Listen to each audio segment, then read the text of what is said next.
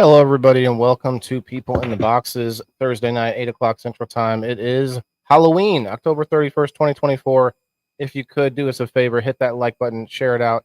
We will be right back in just a few minutes. As if you're watching that replay, check out the show. Tell us what you think in the comments. We'll be back in just a few minutes. Cozy room where the lights are dim sits Waylon the farmer with a heart full of whim. He's not tilling fields or sowing seeds, but planting thoughts, fulfilling needs. People in the boxes, that's the name of the show, where voices unite, let their stories flow. From all walks of life, they come to share their hopes, their dreams, their daily fare.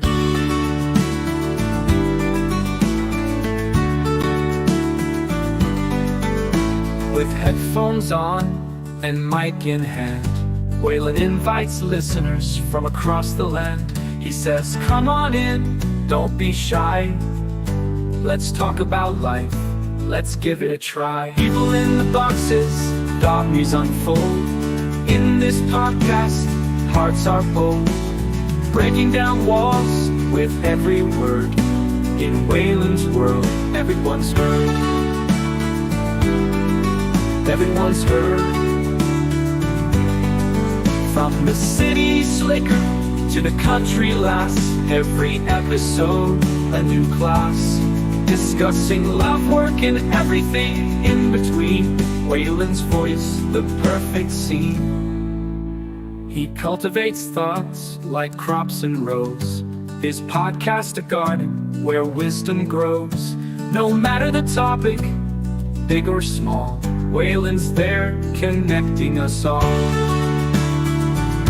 So tune into People in the Boxes tonight, where every voice shines and every story's right. With Waylon the farmer, indoors we might be, but through this podcast, we're all free. This song for Waylon, for bringing us together in a world where we all seek to connect forever. People in the Boxes, tune in, you'll find a community where every voice is intertwined.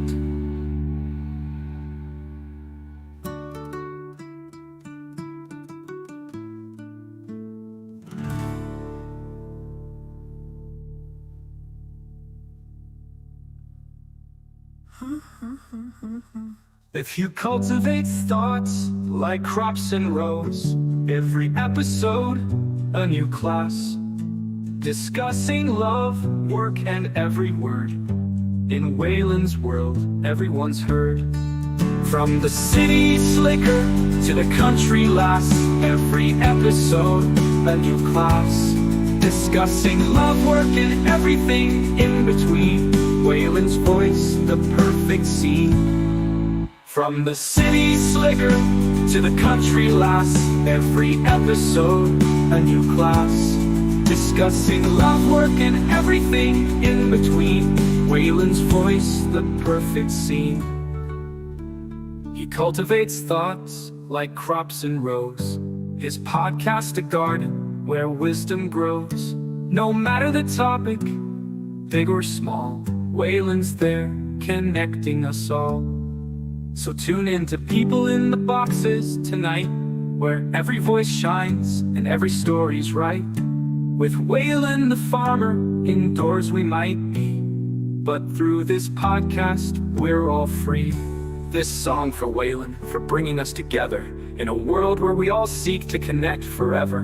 With Waylon the Boxes, tune in, you'll find a community where every voice is intertwined.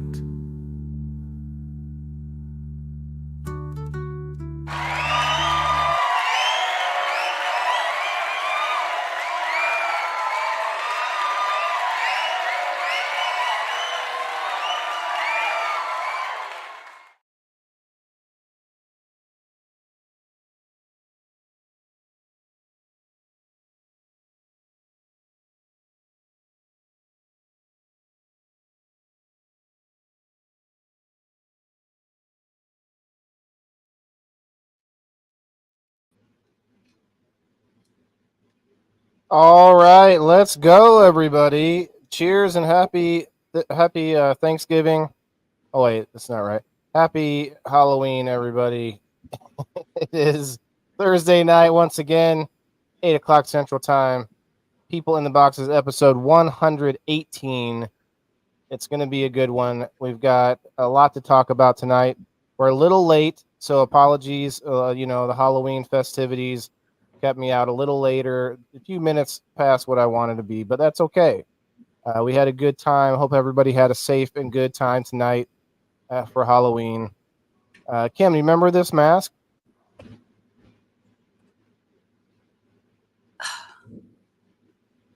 Yeah, your milk jug mask. Yeah, you made that post about a guy with this milk jug mask, and I was like, I could do that. So I made that, and I wore it at some time. I don't remember when, but Yeah, it's been a minute.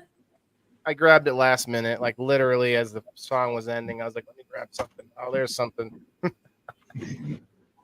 So it's going to be a Halloween special talking about hormone disruptors. You know, a lot of us have had, like him might have had like classroom disruptors. You know, Red Six. We know, we've had like platoon disruptors. You know that one guy in there. But some tells me you were the guy to go to if you needed to find something. You know what I mean? Like you needed something. Depends on what you're talking about. Yeah. And we always had these supply sergeants who were like, if you had a good one, that meant that they were kind of slimy, they were kind of slippery because they would be in and out. They knew how to find the good stuff. Yeah, yep. But speaking of disruptors, a lot of us don't really think about this topic a lot. Kim brought it up, and I said, that's an important topic. I think it's a good one. Let's go with it. So we're gonna let her rip here on why she was thinking about it and why she thought it was important. But if you all know, we're driven by hormones. Most of us don't realize it, but even men, we have our cycle. We have a monthly cycle of hormones. We literally have a 1 week time where our hormones are more out of whack than the rest of the month. Men do.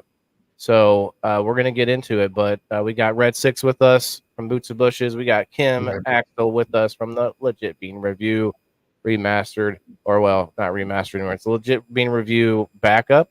It's not remastered anymore, right? I don't know what I am right now. That's okay. I'm tired. We got tired Kim in the house doing her moving. Are you off of work while doing this, or how's that going? Yeah, I was at work on Monday and I was going to go back to work Friday, but closing got delayed because the stupid builder didn't get the certificate of occupancy to the lender. And so it's been a week. It's been stressful. Like my stomach is so messed up. Oh yeah, the ups and downs. Yeah. What is up, everybody? I see you coming in. Go ahead, Kim. It's been a rough week. It's been a good week, but it's been rough. It's been like just going, okay, I know that everything is going to work out. Just keep pushing forward, doing what you need to do, and one foot in front of the other. And so that's how I survived it. But it's been rough because I took the week off, and I had everything packed, and I have to be out of my old house by the end of the month. There's just like all of these pressures.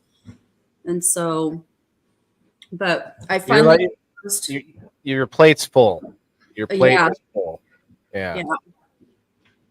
So I'm going to step away for just a second. I'm still here within earshot, but I realize my light's not covered up, so I'm all red, very red. Your light's not covered up? My grow light. Oh.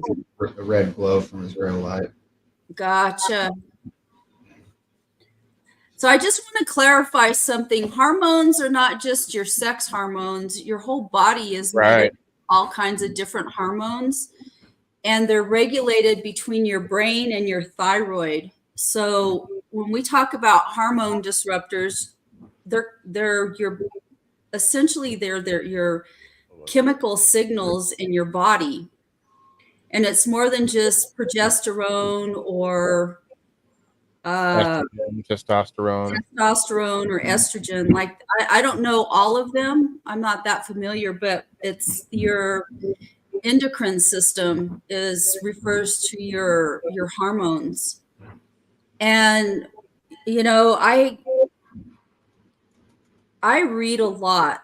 I read a lot, and I have, I'm a teacher, but I'm not a normal teacher. I'm a special ed teacher. So I deal with a lot of things that drive my job are related to medical kinds of stuff, whether it be mental health or just medical. We get kids in all the time that have, medical issues that cause them to have special needs, like autism is a medical diagnosis. Intellectual disabilities are medical diagnosis, cerebral palsy. And you got to know a lot about the medical side of it. Well, and it's not that you got to know it. It's just that you, by virtue of, working with these kids on a day-to-day basis, you learn a lot of things. I learned a lot of stuff in college. I read a lot of research. Cheers.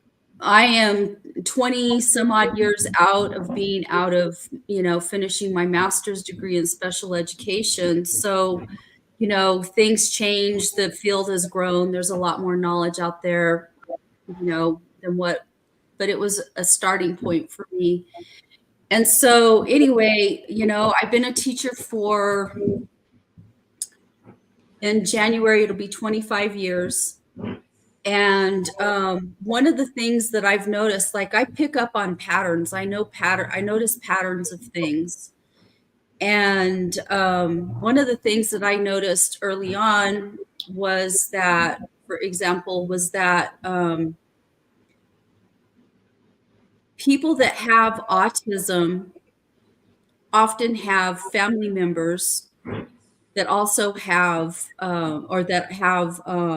schizophrenia.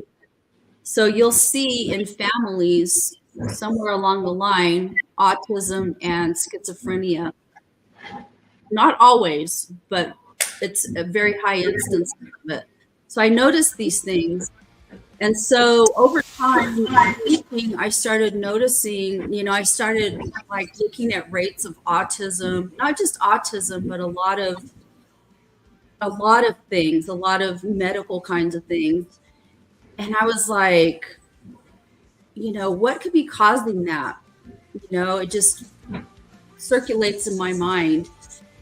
And then there started being a lot of research coming out about petroleum-based products, chemicals. From I don't know when it was, but we knew that DDT back in the 50s, 60s, 70s, we knew that DDT it's a hormone disruptor, and we started noticing that it was devastating like our natural wildlife and stuff like that. DDT? Wait, didn't he do the diamond cutter? Sorry, I keep it light. that was DDP. Yeah. So, I just notice this stuff. And so it goes in my brain and it kind of just like sticks in there. And I'm a problem solver by nature. So things just stick in my mind and, I go, huh. And then, as I go along in life, I pick up different tidbits of information from a lot of different sources. And then it just makes me, I don't know, it makes me wonder. And so, in special ed, I work with a lot of kids that have autism. Autism is, there are just so many, it's just such a big thing now, there's a lot of identification of it. There's varying degrees of how people are impacted by autism and whatnot. And, there's a lot of people that talk about, vaccinations, and different things that cause autism. I don't feel like autism is necessarily caused by what's in vaccinations. I'm not going to say that in every case that isn't the case. A lot of I will give you that. A lot of fingers are pointing towards it, but I don't think there's any real proof yet of being able to connect it to anything. It could be just an amalgamation. You know how autism has such a range? That could be because we have such a range in what we're eating and exposing ourselves to. Exactly. So it could be this very, this recipe of different things. Oh, we got Keisha with we got half Keisha, half paint Keisha. Oh. What do you got going on here, Keisha? She's Two-Faced.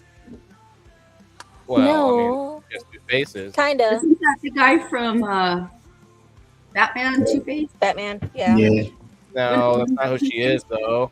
No, I'm not saying Name of the out. Two-Faced. I'm saying he's So character. it's supposed to be. Oh, it doesn't even really show up. You can see it. How can you eat that right now? But let's go to the dark. It's okay. I got my purge mask. Very nice. Yeah. So you did both. You did a face painting, and put your mask on, I did. or had a mask. Yeah, it's a glow in the dark clown, but you can't see it right now. Just fine. Well, I'll cheers to that. Cheers. Happy spooky day. Day spook. Do they have paint that is like invisible paint that you have to shine a black light on, like invisible ink? Yeah, that's what's That would be on cool. this eye. You can't see it though Okay. until, but it's there. That's it. Okay, yeah, you could do. Okay, you did it. That's what it's 'Cause I like. did it all over. You just again can't see it until. What you could do is like craft for next year. Think about it. Craft a halo that uses black lights. Or I could get one of those like a circular chest black things light. that hold the camera. You know what I mean? That And too. just have black lights facing me the whole time instead of a camera. Yeah, and then when you turn it off, suddenly all of your makeup's like it's all gone. Like whoa, it's all if it was all black light makeup, you know what I mean? Anyway, just made me. All right, yeah. Shouts out Alexandria for getting us to the trick or treating, and she put my son to bed. Thank you for that. Good night. Good night. Get a number. Make sure you get your number. Yeah, So, if you haven't yet. Go ahead, Consumer Brad. Report says that this, and I'm going to get this word so Hi, Heather. wrong. You could probably help me out with it. It's phthalates. Phthalates. There you go. Classic toxic chemical that they use in plastic is actually present in all foods that they sampled for this report. And those hormone disruptors are linked with health concerns such as reproductive problems, birth defects, and cancer. Well, so you have a range of things. You have phthalates, you have BPA, DDT. I can't remember. There's a list of them. I'd have to switch the thing and look, and Google it. But there's a lot of them, and it's more than just in your food. We also have microplastics now. So water. Oh yeah. So the thing that caught my attention was, gosh, it's been more than 10 years ago now. They started talking about BPA, and I don't remember it's some chemical name, but I started looking at that and, kind of went, huh, and we know that plastics are toxic, so I started feeling like, the use of plastics in everyday life, like we have, are just, are driving a lot of not just autism. I feel like maybe Alzheimer's, maybe like Parkinson's disease, cancer, all of this stuff, because they're very, very toxic. They're petroleum. Plastics are petroleum based, and they're carcinogens. They're known carcinogens. They're very, very toxic. And so, so I just started kind of slowly replacing anything in my house that I could that was made of plastic. It's hard to get away from plastics. It's very hard. I did that with glass by saving glasses that were from food. Yeah. And now you have glass cups. I pulls out Did they the find fine like kind. BPA? I'm sorry. Go ahead. I was just gonna be funny. It's gone now. I ruined it. Sorry. Um, but didn't they start finding like BPA and stuff like that in like the sub sandwiches, like Subway bread or something?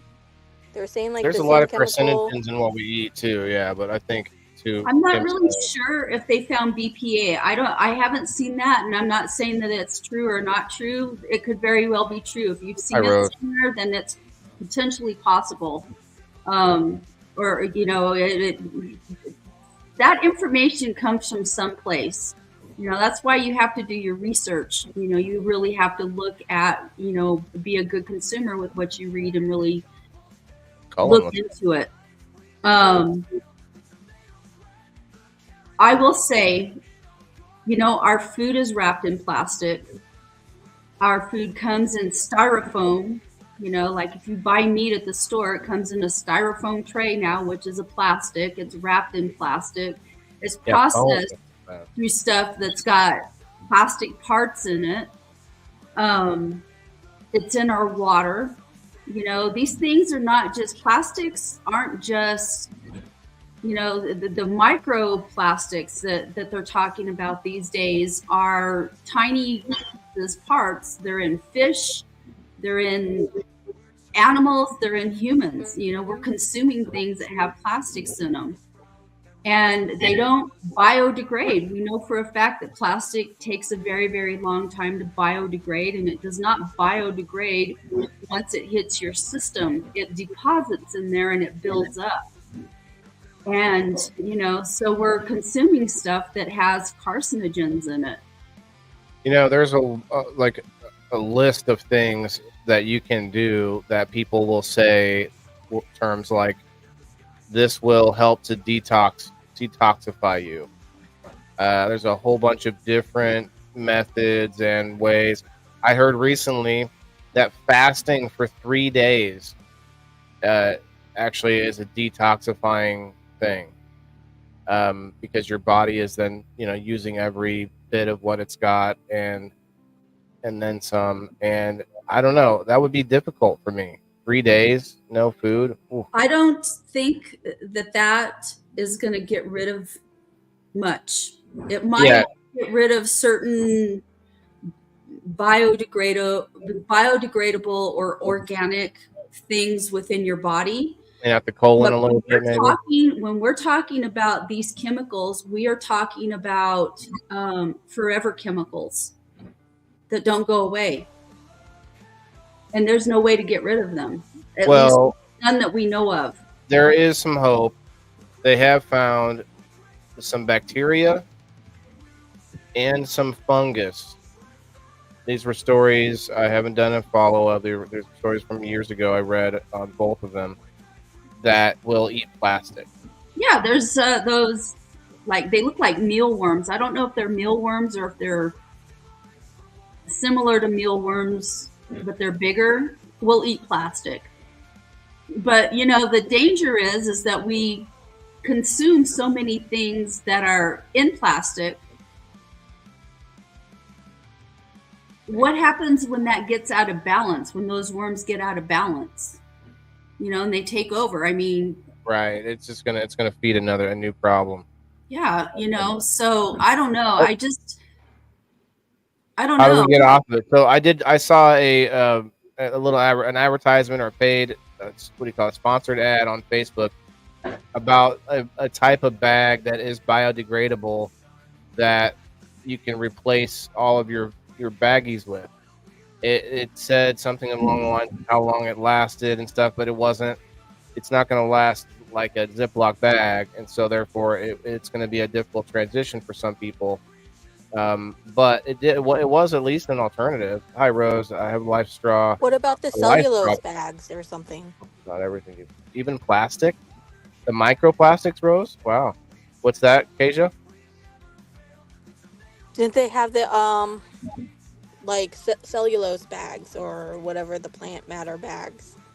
Oh, right. I bet that's what it is. I didn't look. I wasn't able to research much. I just saw the video that they played. Fasting is good to recover neutral brain pathways. Okay. Yeah, I'm sure it's good for a lot of things to sort of reset the body. The body's kind of like, you know. Yeah, but the thing is that you're not going to get rid of those plastics. They deposit Oh them. no, that was just something I heard recently, and I was just thinking, do you think there is any detox method to be able to get that out? I don't know. Not a I good think it's method? all too new. I think that there hasn't been enough like solid research put into it by people, by people that are, we're talking about when we're talking about plastics, we are talking about Monsanto. We're talking about these petroleum companies that spend billions of dollars every year to circumvent, uh, to keep themselves in business and to circumvent anybody really gaining any kind of traction to shut this shit down and hold these companies accountable for what they're doing to us. We got to stop using plastic. I think one of the big reasons that plastic's going to be hard for the big corporations is that that's the biggest. Plastic's the number one thing that helps to package things for long term. Yeah. And so they would be really like, well, how else we're gonna what else do we do? So that's going to be. But the small people, the people at like your farmers market or the small businesses, they are using crafty little cloth pouches or like other ways of doing it. I think that's going to be the future. Anyway, Red Six, I'm sorry, you were saying something. Oh no. So Colin was talking about imagine if we weren't actually eating plastic, how much more would be in the environment. Well, I mean, I guess maybe we are burning some of it in our body. Who knows? I would look into graphene. It's a product that's made in different ways, but it's basically made out of carbon dioxide. What do you want, girl? No. Why are you down here? Whine at me? No, we're not having this tonight. Go on. Go. Thank you. So I forget what I was saying. Oh, about the what was it? Rice University has found a way to use electricity, and they flash electricity at some whatever megajoule rate. I forget how much it is, but they hit it. I forget what the term is, but garbage, and they can turn it into graphene. And the graphene is a product that can be used for a lot of things. And they could take all the plastic that we use and just turn that into something else. But I don't know how it's going to be hard to. It's just going to have to come from the bottom up, like we already are doing with more natural products. And people are starting to demand that because now you're starting to see stuff being sold at Target, like plastic plates or whatever that's BPA free. But here's something else. So here I'm going along with this whole DDT, Monsanto stuff, hormone disruptors. And then I don't know, it's been in the last 10 years, probably about maybe 5, 6, 7 years ago, I started seeing this stuff that talked about so those plugins, those scented plugins that people get? Glade plugins. Yeah, Glade plug it in. Well, so I used to have all that stuff in my house, and there came a point when anything that had a scent in it, I had to eliminate it out of my house because it was making me sick. Yeah, that's right. Like 2 years ago. Like I'm really, really sensitive to this stuff. And so anyway, so like in the last, like I said, 10 years or less, I started seeing some stuff that talked about the scent in a lot of the products that we use have hormone disruptors in them. And I'm not exactly sure what exactly I've never looked to see what exactly is in that stuff. But what I have looked at is Anything that's got a fragrance to it has preservatives in it. Well, you mean added artificial fragrance? Any fragrance. Well, no, like if I smell my weed, you're not talking about Well, that. yes, Right? if You're it's talking about fresh, something that's been added. if it's fresh, that's different maybe. Yeah. I'm talking about the stuff that you put on your face to moisturize. A lot of that stuff has scents in it. Perfume, anything that has a shelf life has got a preservative in it. Otherwise, if it's a natural scent that they're using, it's biodegradable. It's Right, it's not going to last organic. long. It won't have a shelf life, so you have to preserve it. Well, the stuff that they use to preserve scents, anything that's scented that you buy has that preservative in it, and those have hormone disruptors in them. I don't know exactly what the hormone disruptors are because I haven't looked at that, but I know that from my own experience, like 20 some odd years ago, when it was just making me sick to have that stuff in my house, I just eliminated anything that's scented. And I wonder why that. I wonder if that's why I keep feeling sick and getting migraines and things like that. well, see, that's one of the things that I looked at because I used to have migraines really, really bad. And I took all kinds of steps. I even, ended up having sinus surgery, which really alleviated a lot of stuff. But I just started eliminating things out of my environment as much as I could and cut back on stuff. Like a lot of my cleaning things, I don't clean with like Lysol or even bleach. I use vinegar because vinegar cleans things, and it's also like I think it kills bacteria and stuff like that. Yep, and it's natural. Yeah. Yeah, I think I don't know. I like that. I like a nice lemon scented thing, but we know that stuff there's no way it's like real lemon, like your Dawn dish soap or whatever.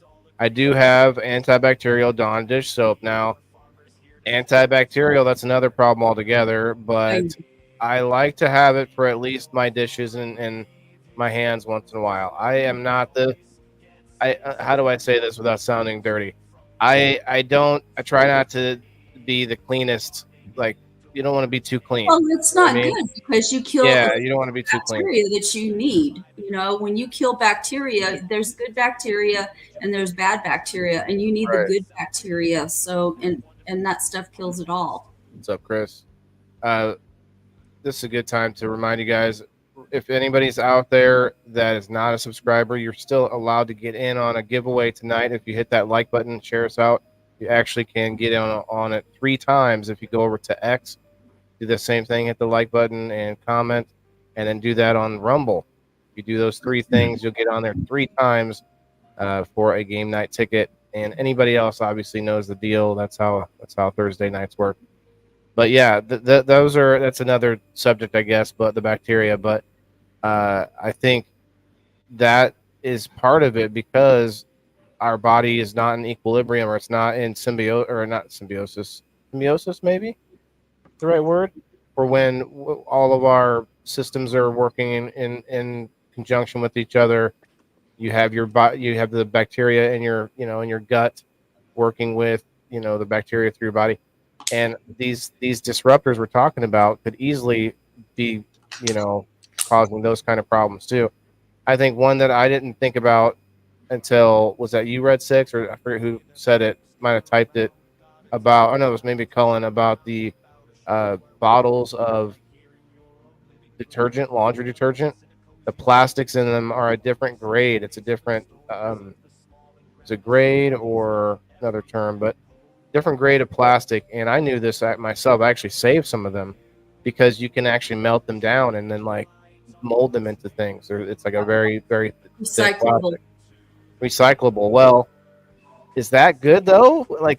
Maybe we shouldn't even be recycling the better grade plastics. Maybe we should be just take, like, it's not going to be like what's that girl's name? I don't think that there's a way. Guys, have a good day. Good night. Happy Halloween, Asia. Thank you. Happy Halloween. I don't think there's any way to unring the bell. I don't think we can put the cat back in the bag. Plastics are going to be part of our life. I don't think there's any way to get rid of them. Interesting. What do you guys think in the comments? Red Six, same opinion. Yeah, I think plastics are pretty well here to stay in one form, fashion, or another. I think they're probably going to at least try to maybe push for a little bit more environmental friendly plastics, stuff like that, more biodegradable. What if we go the other direction and we come up with some kind of crazy pills and chemicals that like do a flushing of the plastics in your body, and it's just all sciencey and less nature, more science, and then we go all that direction? What happens then? You know, I think the push is going to be for healthier things. You know, like one of the things that I'm really interested in is hemp. Is you can make plastic out of hemp. You can make oil out of hemp. right?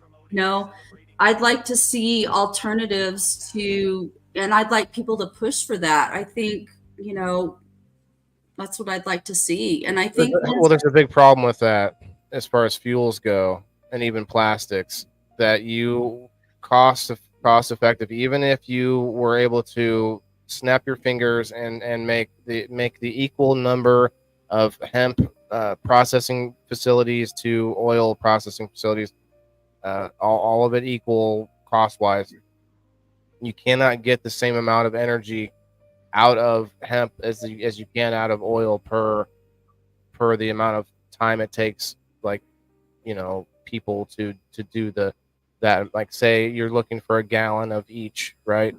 It's going to take a lot more effort and time to get that gallon out of the hemp than it does out of oil. Yeah.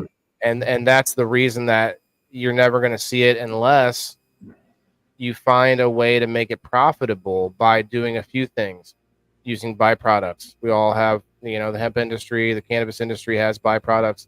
If we can find a way to take those kind of byproducts and use them in a way, it's not going to replace oil, but it could be a heck of a step in the right direction. I think, to your point, it can physically be done. We can replace it.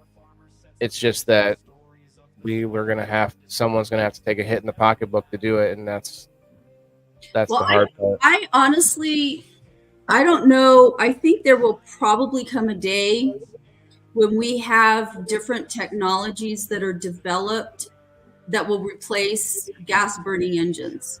I truly think that, because there's a big push for it.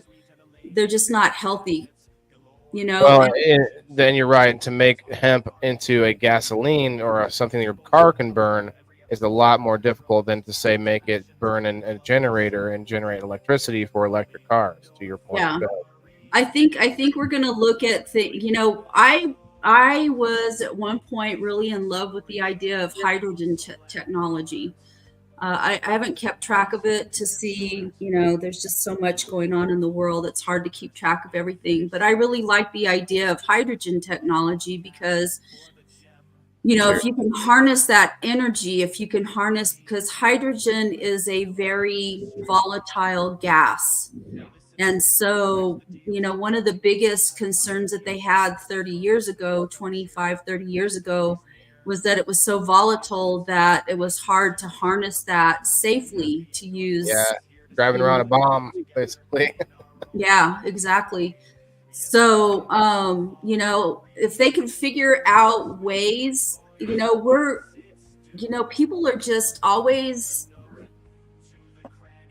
I love, you know, people are just so innovative, and there's just so many ideas out there, and, you know, it's great. I just love how, you know, that intellectual, creative, problem solving way that people have about them. Not everybody does, but, you know, the people that get out there and do that. You know, I think that at some point in the future that we're going to stumble onto, or that somebody's going to work really hard on developing that technology. And, you know, I don't know that we'll ever completely get rid of petroleum. But, you know, who knows? I don't know. But at least, you know, we can maybe come up with alternatives that, that are work, in conjunction, or not necessarily in conjunction, but having options. yeah, There are having people, options. like for me, for instance, tonight, did I eat some candy? You're damn right I did. Did I think about how bad it is for me while I was eating it? Yes. So like people And- will and take did it options, anyway. Well, but to a bigger degree, we're going to like if we have the option, maybe people would go there. And I think when you said problem solving, for some reason it was the first time I put this together. But I think problem solving is a byproduct of the human the how do I put this? The way that humans go straight to an opportunity, or you might call that a need for something. Where there's an opportunity, people will invent some shit Well, to yeah. fill the gap. So it's almost like the ingenuity that we have comes after we go, oh, there's something here that can be, capitalized on. Maybe not just monetarily, but like I could be like back in the day, the inventors would be like, I'm the only one that made this. When I'm the first one to invent this, or whatever. Then it became more notoriety, and after that, because the science community became more, I don't know what you call it, commercialized, I guess. But anyway, that's one reason that you're not going to see a lot of people backing off of their patents and their chemicals that we're talking about are so bad. They're not going to come out and say, "Oh, I'm sorry I made this. I'm sorry I invented this," because they don't want to admit they're wrong. They're like, "Oh well." I don't know. Has anybody come out and talked about any invention? When's the last time we saw an inventor come out and tell us, I'm sorry, this invention turned out to be a bad thing. Don't use it. Well, I don't know that anybody. I feel like a lot of the times inventions that are not viable, they might be a good idea, but they're just not viable. They don't work, or I don't know, whatever. There's a lot of reasons why they would fail. I don't think that anybody would come out. I don't think it works like that. I think what happens is it's kind of that whole capitalism kind of a thing, concept of supply and demand. You can have, if it doesn't work, people aren't going to buy it. Or if it's poorly designed or poorly made or whatever, people aren't going to buy it. If it's dangerous, too dangerous, people aren't going to buy it. They're not going to use it.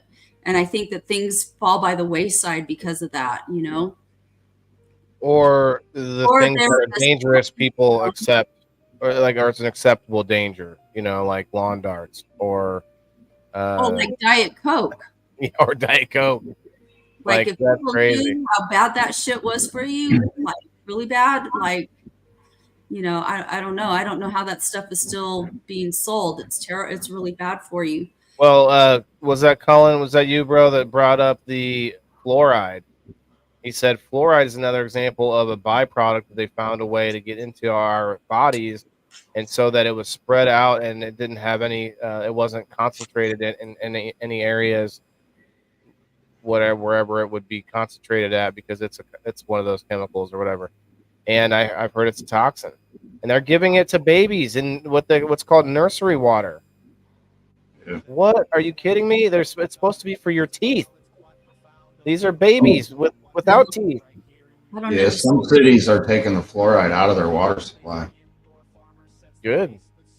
I wonder if they were being paid to do it. Is that what somebody had? It takes somebody to decide not to take the money, not to say no. Creative, what's up? They know they don't care. Yeah. Well, they know, but that's my point. Is like there's probably a smaller percentage of people who created something knowing it on purpose that it was going to harm people. I would say the majority of the time, it's someone that created something, thought it was going to be a great thing, and then we find out later that, oh shit, Well, it's just like that diet drug Fin. I don't know if you guys are probably too young to remember Fin, but it was a diet drug that was out, God, back in I don't know exactly when it was, but I know it became a major problem in the 90s because people that were taking fen-phen, yeah, it was a diet drug. That sounds like a It was causing fake thing. people to have like, it was doing horrible damage to people's hearts or something like that. I don't remember exactly. But you know, they develop these drugs and they have these great ideas and people start losing weight, and then, you know, because it's an unknown, it's a new thing, it's an unknown, it becomes wildly popular. And then all of a sudden, you know, like 5-10 years down the road, the research starts coming in. Like, you know, you do research. Microwave. Well, you do research, right? And you find out, and then like in the short term, you don't see the consequences of it. But in the long term, you know, you have people that take these drugs for a year or two or whatever, and all of a sudden you start, because what happens with drugs, like, I don't know how many people know this or not, but what happens with any kind of medication or medical stuff that goes on in this country is they'll put out like a medication, like the hot thing right now is Ozempic and Mounjaro and stuff like that, which are diabetic drugs, but they have consequences of weight loss for people. So they're really, really hot. So everybody is flooding to their doctors getting this shit. There's a shortage of that stuff. And, you know, so it's the hot thing in the short term. You know, we know it causes weight loss. You know, people that have diabetes, it's a great drug for diabetics, yada, yada, yada. Well, I'm curious to see what the long-term effects of that are going to be. I took Mounjaro. I have a weight problem. I had some health issues. I gained a bunch of weight when I had the health issues, and I've struggled with my weight ever since. One of the things that when you take Ozempic and Mounjaro is one of the things that it does to you, why it's successful, is that it slows down your digestion. Well, in some people, it's paralyzing. I don't know if it's their stomach or it's their intestines, but somewhere in your digestive system, it paralyzes that. And so I'm curious to see the long term, 10 years down the road, of people taking these drugs for weight loss when they don't have diabetes, and what those consequences are going to be. Because, you know, I'm a big believer in that whole Newton's third law of, you know, that what is it? For every force, there's a force on the other Equal side. and opposite. Yeah. Uh, And so everything has a consequence, whether it's a good consequence or a bad consequence. There's consequences to everything. So, and a lot of the times you don't get to see that. You know, I don't think that the people that developed fen-phen, I don't think that they were necessarily out there trying to do a bad thing. I think that they had good intentions. I think that they thought that they maybe had the something corners. good. But in the short term, yeah. But if Not you, research. in the long term, it was like, no, you know, because all of a sudden, and they collect that data, every instance of like you taking a drug and having a reaction to it, they record all of that stuff. That's how they keep track of, you know, what's going on with medications. Yeah, So what's it called? There's a database that's it. that's supposed to be for any reporting of adverse reactions. So what they do with that, you go to your doctor and you're sick.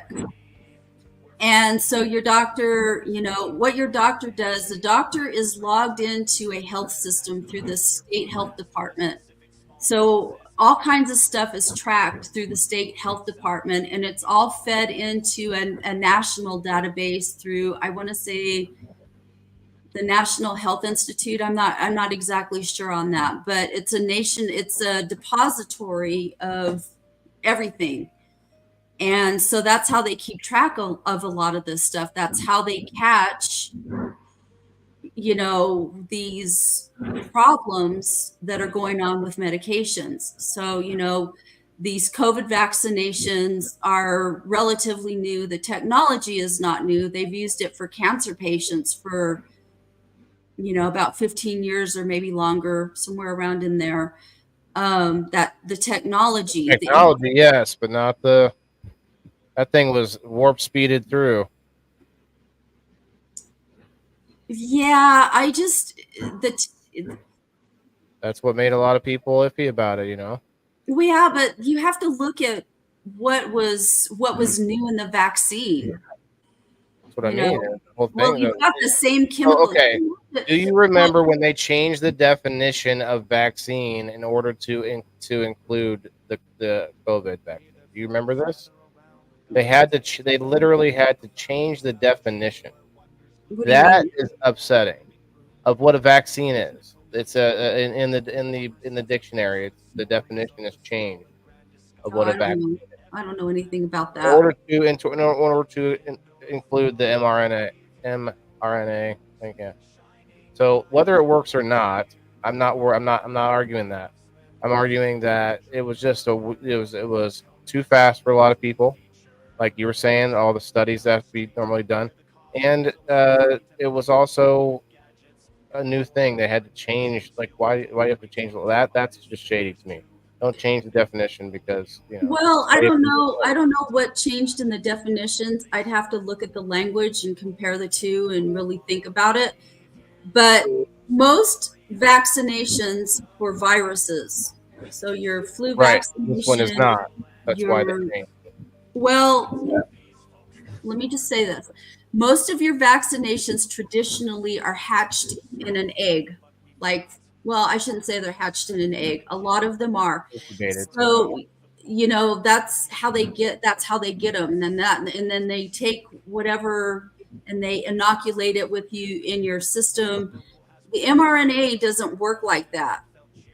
You have to I'll have have to look it up, a way for the vaccine to break a barrier. And I'm not a medical professional, so I'm not going to speak in medical terms because I don't know them. But I know enough to know that you have to have a way to break the barrier for it to get into your system to do its job. It's like you have to have a carrier, I think is what they term it.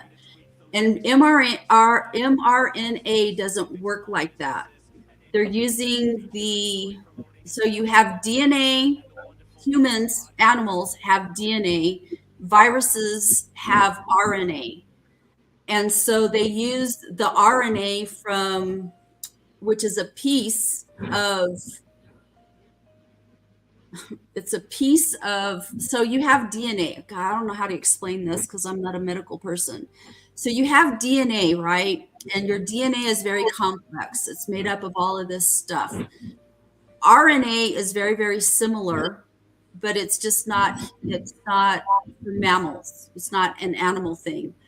It's virus. And so what they do is they take a recognizable part of that RNA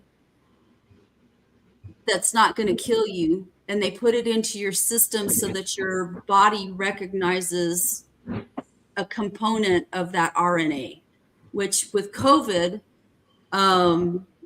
is the little corona things.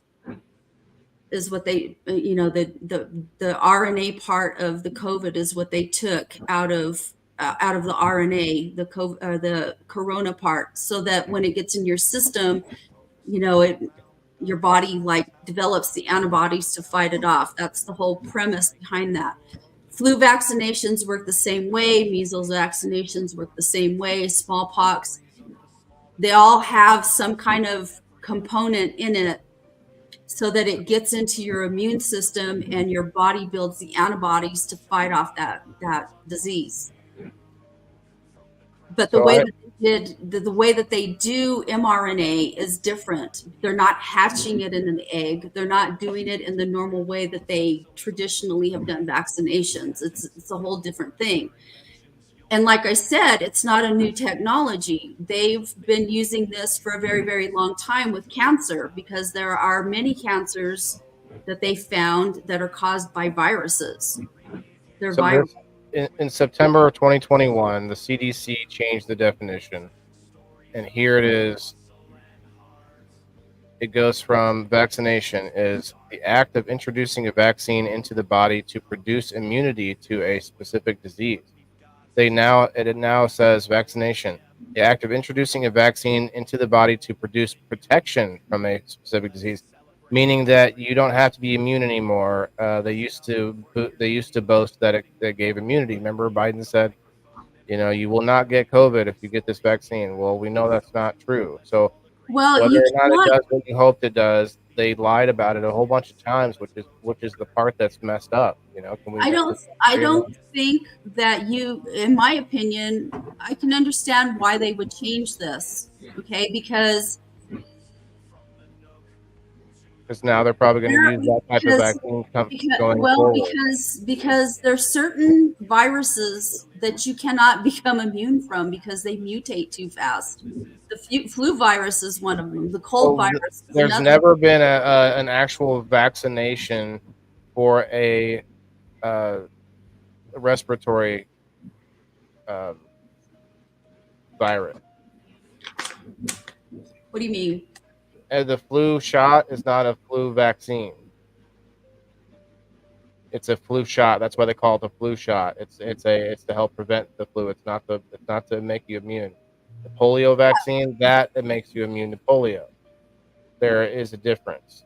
Yeah, well, and the reason why is that when you look at viruses, some viruses are slow mutating. Polio is a slow mutating one, so you can arrest that virus because it doesn't mutate as fast. Like the flu, shit, that thing is going to mutate. God knows how many times. Like you develop a vaccine for the most current strain of flu, that fucker's going to mutate That's a why, hundred yeah, times. that's why they can't call it a vaccine. Yeah. And that's the same with the coronavirus. You can't, it's mutated. We had a very slim chance at the onset of COVID to have the potential to arrest that, similar to what they did with polio and smallpox and stuff. But you had to get the entire world vaccinated in order to do it because it was mutating. And once it mixed with, I think it was mixed with a cold virus. It mixed with the cold virus overseas somewhere. Like, I can't remember. I think it was in South America or South Africa, But somewhere. they would have to do that. Viruses tend to make new versions of themselves that are less lethal and last longer because the original virus in most cases is a rapid killer and Yeah, actually kills so fast yeah, that's why we don't have a problem with it all over the world, because it kills so fast that it doesn't get spread nearly as far as it would like to.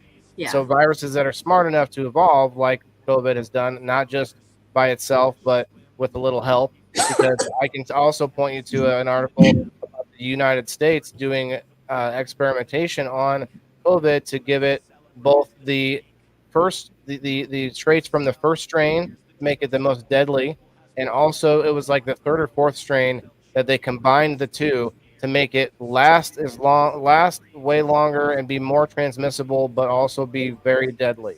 They combined them in a lab in the U.S. I guess for shits and giggles, No, it's probably biochemical warfare. they're just Most, going to make it worse and worse. It's going to be super COVID by 2030 or whatever. yeah, I don't know about that, but I know that most engineered viruses are engineered for biochemical warfare or chemical warfare, biological warfare. There you go. Yeah, it was not the fix that they said it would be, and I'm sorry, nothing in the past has ever been, hey, you have to take this pill or this shot or whatever in order to protect me. Like that was a foreign thing this time too. So they either wanted us to not take it because they were doing so many things to make it so shady, so obviously like crazy and shady and stuff, or they wanted us to take it, and they had a terrible PR person on both sides. It was Trump and Biden. They both had a piece of the pie, because Trump still wants to tout that Operation Warp Speed, and Biden definitely was out there saying, if you take this shot, we won't get COVID. And then so it was just like there's so many wrongs People there. were hoping. So one of the things, because I worked in politics for a long time, and one of the things that they try to do is control information. But he could have spoken differently. You shouldn't get COVID, or we don't think you're going to get, like we're most likely not getting. What they were trying to do is they were trying to get everybody in the world vaccinated at one time to stamp it out. There's no way, like. I know. I understand. I've never imagined that happening for anything. Not even this. Here's the deal with that vaccination. Here's the deal with COVID. Okay, because I watched this shit. Me and my classroom sat there and watched. A lot of us did. We didn't have anything else to do. Of COVID in China. Okay. Yeah, where the doctor who whistle blew, he came up suicided. Yeah. But even before he whistle blew, like we were sitting there watching people die in droves in China. Okay. And then it came out that this guy whistle blew. There was an evolution to all of that. And then suddenly it's in Italy. And then everybody's like, well, what the hell, how did that happen? All this stuff. And then all these, conspiracy theories started flying around, and God knows what the truth is. I don't know that we'll ever really know it. But I know some of it. I don't know that we'll ever know the truth of it. Well, so for instance, it came out that it was in Wuhan. Yeah. And it did come out that it was a lab that is funded by places like us, the U.S. Mm-hmm. And I want to say, Matthew, okay, you're right. I mean, in a way, anyone taking any vaccine is also going to help others if you don't have it. But that doesn't make sense either. If you take the polio vaccine and I say I don't want it, I get polio, you are still protected. That is not the same. You also, the thing is that with viruses, you run the risk of them mutating to a level that they can do that in and outside of us. Look at bird flu. It went from birds to what, swine, and then there's swine flu. Like all these different flus mutate to different animals. Yeah, but it doesn't mean that they're going to be eradicated by us, getting all. Now, I'll give you that if maybe no humans get it anymore or whatever, but then you end up having situations where we meet or go to a country or a tribe or somewhere that doesn't have that thing, like we've done, in the past. There are still there's some tribes out there that remain separate. I don't know. I'm just playing, I've got to play the devil's advocate here, but it's been a good conversation, guys. I do appreciate it. All the input in the comments. If you guys haven't yet, please hit the like button. And you can still get polio even if vaccinated. Okay. Well, I don't have all my facts on polio. I thought it was eradicated because of the vaccine. Not like. Not everywhere in the world is vaccinated against polio because these third world countries that can't afford it and stuff like that. So to his point, he's saying that we got rid of it here, but if I was to go to somewhere, from what Matthew's saying, if I was to go somewhere that has it, even if I have whatever immunities we have here, maybe it's a different strain, it's different whatever, I could probably still get it. Yeah, I mean, and look, we've got things coming back too that we previously thought were gone, like the freaking bubonic plague and stuff. I mean, from like homeless cities and stuff. Well, bubonic plague has always existed. I mean, we've had, there's just different plagues and stuff. I just think of that one every time. Well, we know how to treat it and we know how to prevent it. You know what I mean? To some degree, but we know that it's transmitted through, fleas and biting you and being infected and whatnot. Bubonic plague, these viruses are always going to be around. They're always going to be here. They're always going to evolve. We're always going to have pandemics. One of the things I've been interested in epidemiological studies for a long, long time, probably a good 30 years, and, I've kept track to some degree of epidemiologists' interest in bird flu because bird flu is deadly. Crazy. Bird flu is a deadly flu, and viruses do jump. That's and it doesn't even matter if it jumps to us. if it kills all the chicken, that's like, what is that, like 60% of our Americans' diet? I don't know. I don't eat chicken, so You don't eat chicken? I don't like bird. What? I Do you know eat I'm chicken, good. Red Six? Yeah, some. Some. I prefer pork and beef. Yeah, So, I'm a beef well, eater. okay, like a lot of dishes, a lot of like, say, burrito, egg roll, all the things, a lot of the prepackaged stuff. Like there's chicken in a lot Bunch. of our food. I Yeah, don't eat prepackaged food. I'm Let me not just saying you should. I'm just talking about the sort of like the general public and the masses. I Of don't eat I eat fresh. I don't eat prepackaged shit. should be on a that should be on a shirt.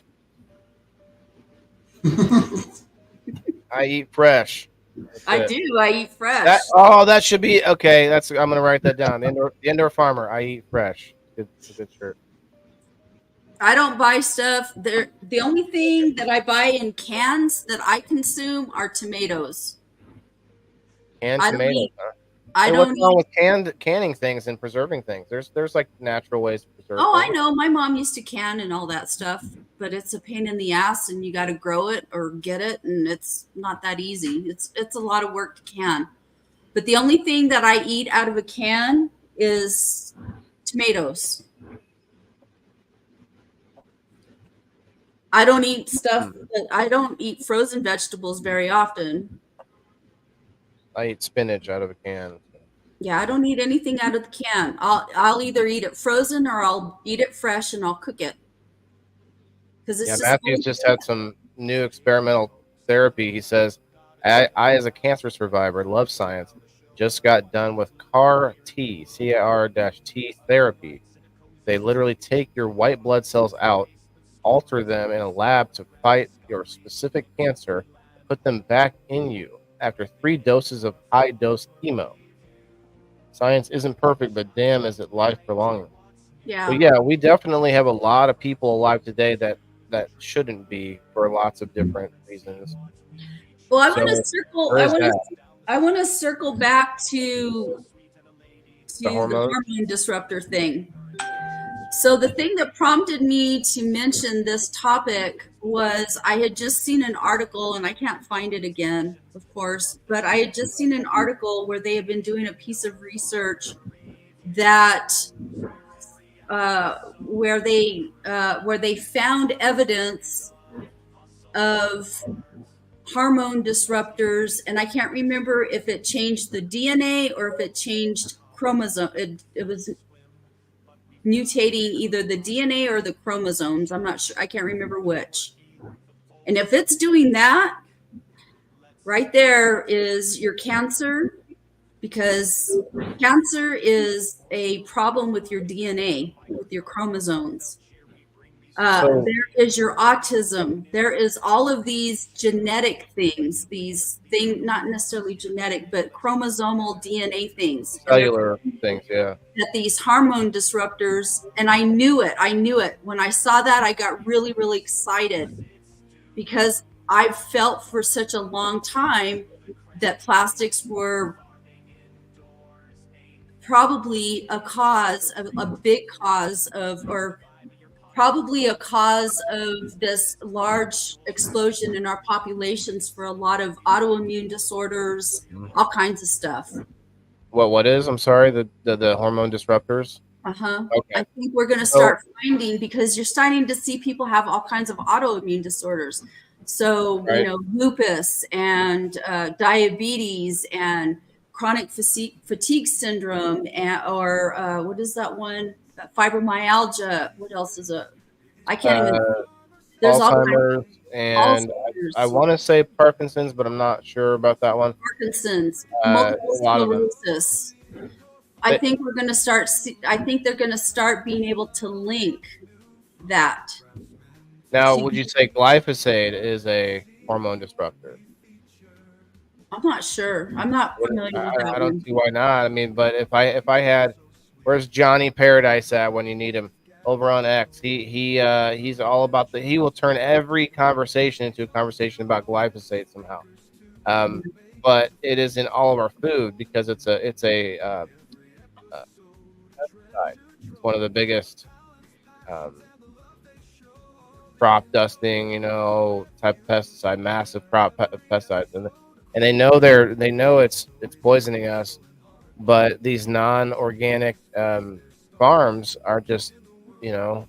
don't know where the line is. Like, are they saying they don't care? Is there somebody playing interference in between the glyphosate people, stopping the activists from telling the farmers about how bad it is, or the farmers Here's what I money? What is the here's what I'm going to say about farmers and what they believe or what they think. So I live in a very large farming community, and one day I was having a conversation with a fellow teacher, and her dad's a farmer here. And I said something, and she lit into me, and she said, "You know what? My dad produces a lot of food for this community."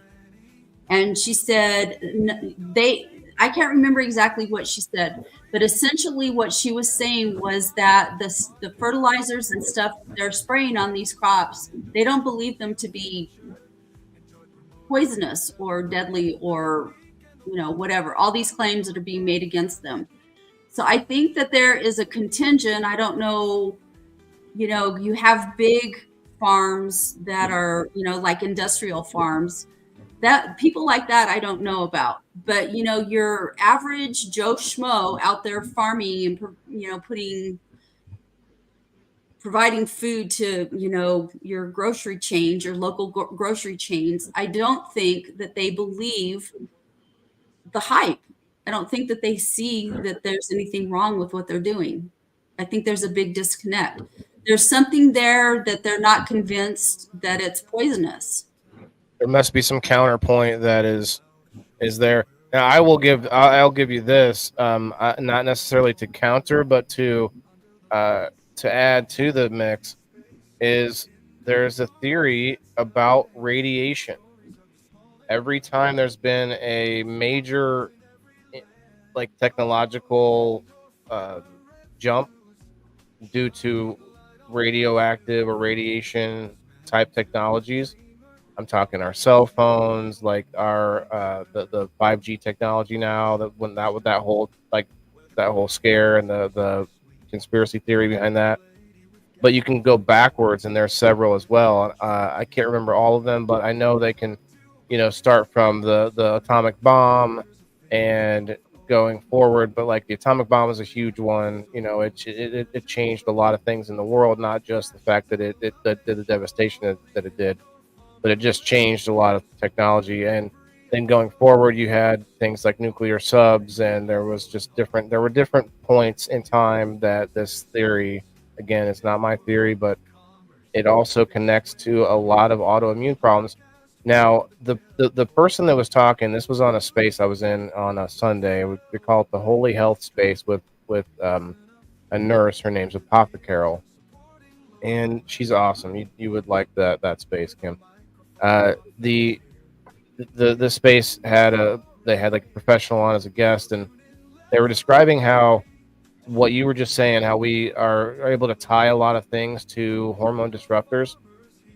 Supposedly there's a lot of different theories of this or that, like autism and such, what does it and what happened, and there's different theories of what it is. And when you look at each theory, they have a certain number of things that can be contributed to whatever it is, glyphosate or hormone disruptors or or radiation, whatever it is, whatever your theory is, there's a certain number. And supposedly this was what they said, that radiation has the most connections to it, cross connections, when it comes to excuse me, not just us directly being affected by radiation, but inventions that come about due to radiation. So think about some of these chemicals we're making and some of these products we're making. They came about because of technology that's being run by radiation, or and this is part of the theory. I'm just trying to remember as much of it as I can, but that they can connect. Like you might say, oh, well, what about oils or this or that? But then this theory can connect that to an invention that happened due to technology with nuclear or radiation. Anyway, it's an interesting note to this, because we might still be right about a certain thing that's bad for us, say, scents or like dyes, right? Yeah. But we then, I guess, there's a chain of custody or chain of how that got invented or why it was able to be invented, and evidently it connects to that. So that's interesting. I don't know. I hate to deviate from the subject again, but the 5G scare. You remember that, Kim? I think. Yeah, I don't know that. Like, in order for me to get on board and get passionate about a topic, like, it needs to have credibility to it. And I'm not saying that people's ideas aren't credible, but they're just not developed enough where I'm going to see the utility of it. So the whole 5G, like, I don't know. I don't disbelieve it, but there's not enough evidence there for me to connect with it. Like, I'm going to have to Well, maybe see. it's not as bad as what people are saying, or Yeah, what people are worried about. I need to see more. I need to see more correlation. I remember back, God, it's been a long time, probably 30 years or more ago, where, people were complaining that these electric lines, these really big high transmission electric lines, were causing cancer and stuff. I don't know whatever happened with that, but this is the precursor to all the cell phone stuff. Right.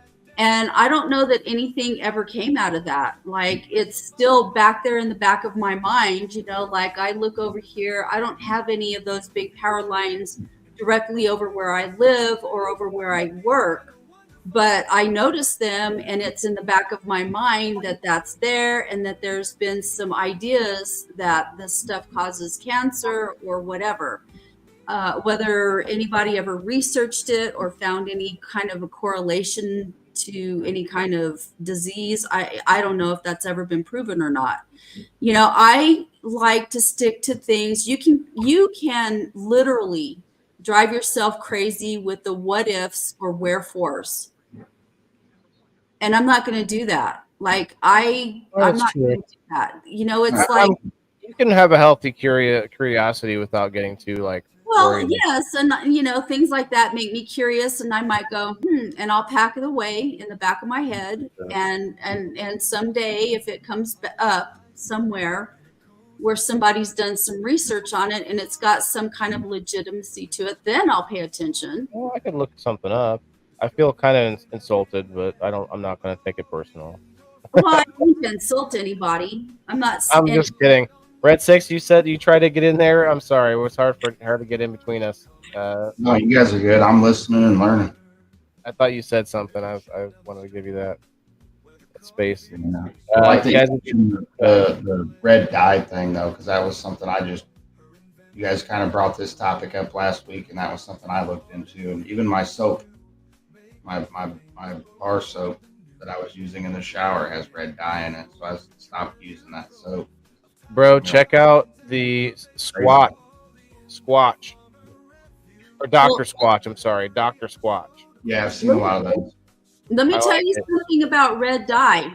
I'm almost 60 years old, and red dye was of concern when I was a little kid. I remember it being a topic when I was a little kid. There wasn't any research on it, but there were a lot of people that were reporting things about it. Yeah. I don't know. I just think that we, if we want to, I think in my opinion, if people are really, really concerned about their health and their children's health and their family's health, that we really need to start limiting the chemicals that we're using and putting in our body, because they're killing us. Yeah, guys, if you want to get on this list, make sure you hit the like button and share it out. I'm going to go to the Facebook now and get everybody from the like list. If you want to go over to Rumble and X, I'll stay on these pages if you haven't gone over there yet. Go ahead, Red Six. I know one of the shots they gave us pre-deployment, they've come to find out now that it was outdated and they changed the date labels on it. It wasn't even FDA approved at the time. They did that shit all the time with stuff. Yeah. Like malaria medicine. They're like, stop taking that one here. Take this one now. What? I was taking that for a while. They did that so that was what the biggest worry I think about the vax was about like, oh, they're experimenting on us. They're going to just kind of see what happens in different areas. And okay, this part works better than that part. And I think that is a worry for me in the medical field over at large, like the science field, is that that's how science works. Well, but that's how we think so. But the general public thinks it's the same thing, whatever the flu shot, whatever the shot is. We think it's the same thing across the country, but what they might be doing, which would make sense, but I think it makes sense more if they would just say so. It would make sense if they were to be doing a different variation, a different, because I think it's pretty much, it's always experimental, no matter how long we, have been using it. But if they keep changing the damn recipe on things, we talked about that with different products like, food products or whatever else, where we see that brand and we associate that brand with a certain thing, and then you find out they've changed the formula, and that I think is this dishonesty part. It's not the same anymore. They've changed all kinds of stuff. They do that in most things. And well, they do. They change the formula for stuff. But science, science is never exact, and it never will be. That's not what science is. Science is a research method. It's applying research methodology to a particular subject and controlling variables to get some kind of a reaction to either prove or disprove your hypothesis. Night, Rose. Hypothesis, your question drives your research. So, Bill, if we take this vaccination and we put a little corona part, the piece part of the RNA from the coronavirus, will it prevent people from getting coronavirus? Will it protect people from getting coronavirus? Will it lower the instance of horrible death from people? I don't know. With virus. I'm not sure. I'm not convinced that it did, but I'm also not convinced that it increased death, which is what a lot of people are saying. Well, I look at what Matthew said, though. And let me tell you why. Do you remember when the coronavirus hit this country? Do you remember how many people were dying? Do you remember seeing? I remember getting it, but they didn't let me get tested. The CDC said we're only testing people who know they've been around somebody with it. And I'm like, my son and I feel like we're dying over here for like a week and a half. And they didn't let me get tested. I'm sure I had it. Well, that's because there's no other reason. Resources to be able to do all of that. It was just unraveling too. This was in like March of 2020. It was really early. Yeah. Europe got hit really hard with it. Well, I had a friend of mine got it in Thanksgiving of 2019. He works for DOD. He had coronavirus. And the reason we know he had coronavirus was because after the virus hit in the summer of 2020, he was telling me, he says, I think I already had the coronavirus or COVID. And I was like, really? And he says, yeah. He said, I was dog sick. He says, I was sicker than I've ever in my entire life been at Thanksgiving in 2019. And this was long before COVID supposedly had hit the United States, right? And he hadn't been outside of the country. He just travels a lot. And he says, I'm pretty sure I had COVID. And I was like, you ought to go get, that was by the time they had developed, at that time they had developed the antibody test. And I told him, I said, you should go to your doctor and get that and see. And sure as shit, he had the antibodies for COVID. I wonder if my daughter was really sick for a couple of weeks before the whole COVID thing started. And it was only a few months before it come out, and took her to the hospital and they ran all the tests and everything. And all they could say is she had an upper respiratory infection. That was, like, well, they didn't have any tests prior to the summer. She probably had COVID, yes. Yeah. And I'm sure that there were lots of people that had it prior to, But when it hit in full force, I mean, people were dying in droves. I remember here in my small community, we have about 150,000 people in my community. And I remember driving by the hospital, the COVID hospital. We had one, they all took COVID patients, but the really bad COVID patients went to one particular hospital here in my community. And I remember driving by and seeing those morgue semi-truck things that they had, because we had people that were dying in droves. We aren't having that. COVID's still killing people, but they aren't dying in droves like they were. Well, okay. I can actually, we can go back to the subject at hand. I don't know that COVID necessarily directly, but I do have a rebuttal to that, and that is because we have been allowed to use things that actually work, like ivermectin and hydroxychloroquine and all these other things. Have they've been unshamed or allowed to be talked about now. You couldn't even talk about this stuff on YouTube. Well, that's because some of the stuff make people talk about it. That's because some of the stuff that people were using, people are stupid, dude. And but you can talk about crack, you can talk about meth, you can talk about whatever. We're in a pandemic situation where people are fucking panicking. I'm like one of the most steadfast people. I am a skeptic. Like it's hard to tell me there's nothing weird about that they were silencing doctors who were talking about like no, because I understand why they were doing it, because people were going out and they were buying stupid ass shit trying to cure themselves, and they were killing themselves over it. You think it's horse paste, or you think it's actually an antiviral that's being used in all sorts of countries all over the world for like decades? I don't know. To be honest with you, I don't pay attention to what happens outside of the U.S. Well, it has been. It's been used in the U.S. as well. I'm not talking about ivermectin so much. My own sister was cured by ivermectin, but she got COVID, and she got it early on. She got it in 2020, and she nearly died. And I don't know. They gave her a cocktail things, and I know one of the things was ivermectin. And she was lucky to get it because her husband was a CEO, one of the CEOs of one of the vice presidents of Walgreens. And so because of his connections, they were able to get her ivermectin and saved her life from it. She says it saved her life. So, there is something to it, but there wasn't enough research, and people were out there. It wasn't dangerous, though.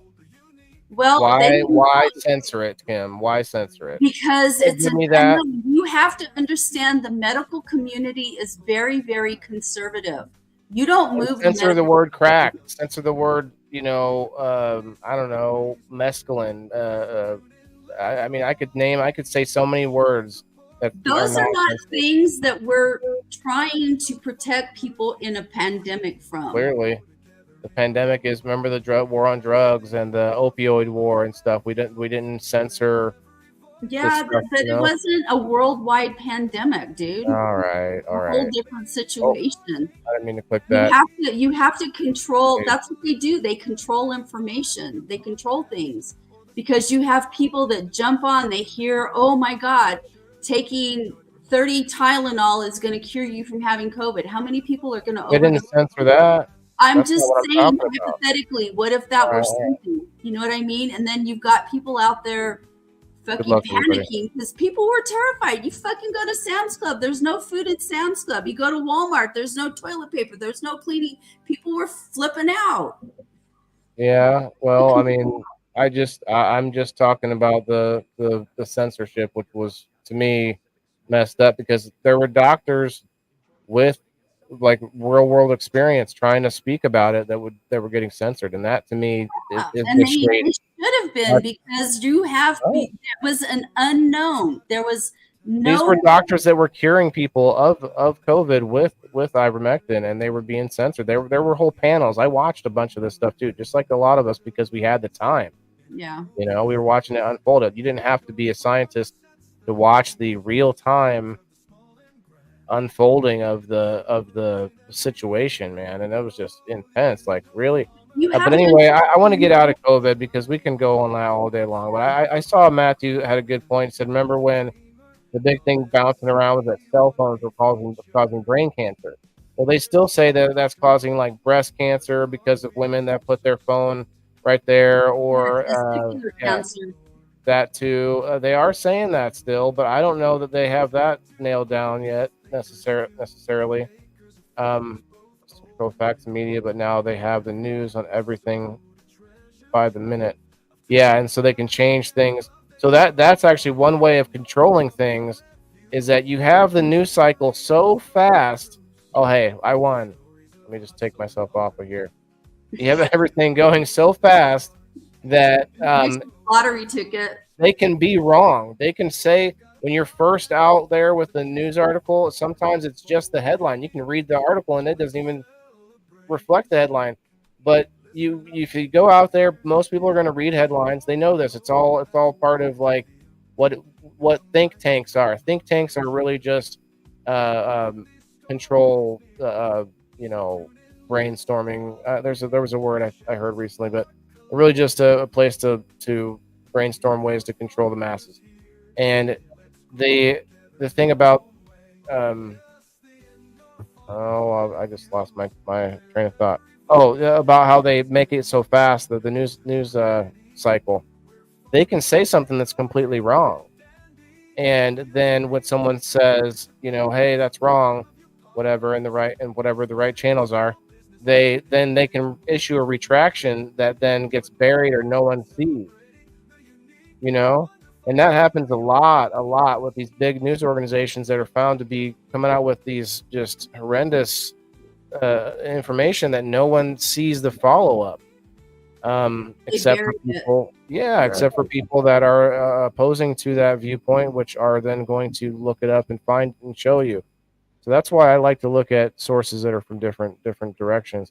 Now, I don't even know if there's an opposing direction on the hormone disruptors. I'm pretty sure there's a worry about that on all angles, Well, they're starting the scientific community. So you have to understand that the medical profession is very, very conservative. Like if you go to the doctor, they're not, and you tell them, you got something, they're not going to take your word for it. They're going to test it. I mean, most doctors traditionally do not make changes to medical protocols.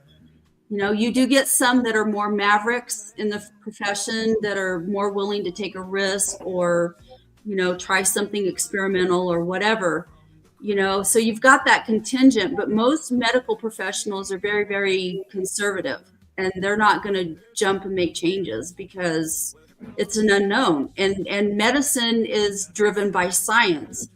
So, they're always going to fall back on the science of stuff. It was driven by science. I had to disagree. There's a lot of science still involved, or at least on the surface, but I think money drives a lot of science now. And if you're one of those scientists that stands out and says, "Oh no, I don't think that's right. This is right," then you get cut down like a tall weed. Well, and yeah. it happened. Well, why? So we said science isn't settled. So how come you can't let doctors speak about something that they say that they have experience for and they have credentials? That's wrong. That to me that was a clear sign that they were trying to cover something up. To me, like don't tell me that you can't have scientists hash out science and during a pandemic when we're trying to find the best answer. Have you ever had a conversation with a doctor about why doctors do that? Because they all do that. Well, yeah, a lot of scientists do that. I'm going to tell you that they're very vested in consensus. That's not how science is supposed to work. Consensus. I'm just telling you that's how it works. That's the good old boy system. That's not good. No, it's not the good old boy system. Yeah, they all anomalies that fall outside of the consensus. If you don't agree, it's not always right to reach a consensus, but they take a Hippocratic oath, and it's it's all related back to that. They can lie just like the rest of us. People people do, but that's a very jaded, very I'm pretty jaded. A lot of us are nowadays after all this. I'm just pointing out things that should be infuriating. but people that are sort of, I don't know, like you've now you're invested in the side of that everything was good about it. You know, I could say there are some things good about it, like if it's helping some of the worst among us, pre-existing conditions and things. If that's the case, then that's great. But you know, I'm just saying that there's enough things that are out there about it that are questionable. Like at least we can't question them. Like there's no answer for some of these things they've done. Like the whole 6 foot thing, and COVID's fine, or you're fine from COVID if you sit once you sit down at the restaurant, you can sit down and now you're safe and you can take the mask off. Like all these stupid little silly rules throughout the whole thing. We can't even question that stuff now because then you're seen as someone that denied it happened or whatever. Like I don't know. It's just stuff that I think we need to be able to question if we can. Well, I think that they just used the best, best practices at the time. It was a thing that nobody knew. It was unprecedented. Yeah, I mean, I'll give you that. That was also a lot of Trying to figure out ways to keep people safe. I have to go to the yeah. bathroom. I'll be right back. Okay, no worries. We're trying to get the numbers put up here from locals in case anybody added. I think Kayla added herself, so she's going to be, I think, number 29. Yeah, 29.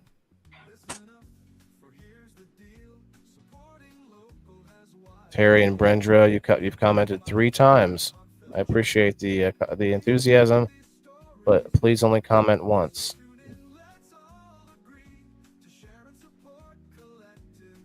Let's see. Kayla, number 29.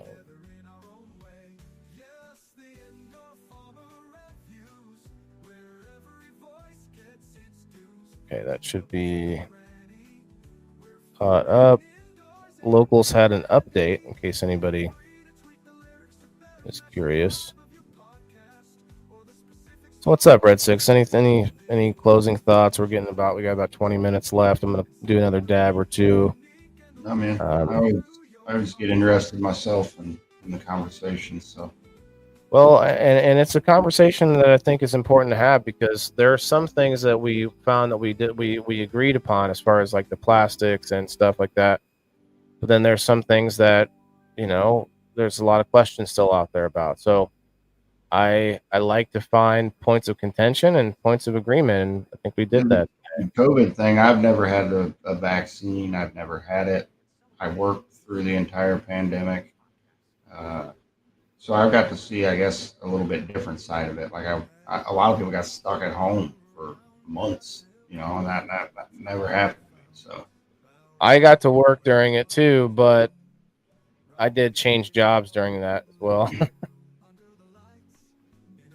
So yeah, I saw that as well. I was like, well, I'm not getting sick. I didn't see a lot of people get sick. There was a little time where I was like, did you even really see any? Did you even know anyone that actually had COVID? Like Cullen said, people I worked with caught it. One guy had it 2-3 times. Another guy, the day he had it, I was actually working like 3 to 4 feet away from him, and I just happened to turn around and looked at him, and you could look at him and tell, like, man, within a couple hours, this guy really, really went from working and being okay to he looked like death. Like, I kind of laughed before I even said anything to him because he looked so bad. And but I mean, it's like, are you all right, dude? And he was like, no, I did not feel good. And I told him, like, dude, you are. He was white, like white, and you could tell he was not doing good. Hey, Kristen, I'm sorry. I just kept moving forward. Kristen, congratulations. You won the game night ticket. I got you written down here. So you get on game night, no matter if you played or not last week. So congratulations. We're going to do another spin here for the indoor farmer community. Good luck, everybody.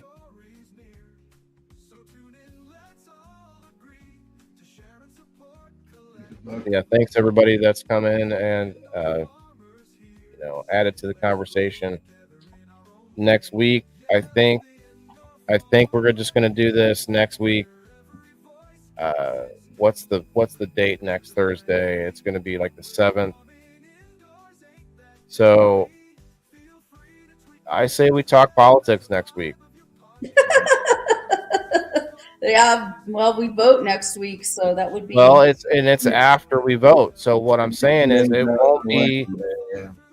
I think it'd be a good time right after, not before, because then we can argue all day about whatever. But hey, it's what's done is done. You know what I mean?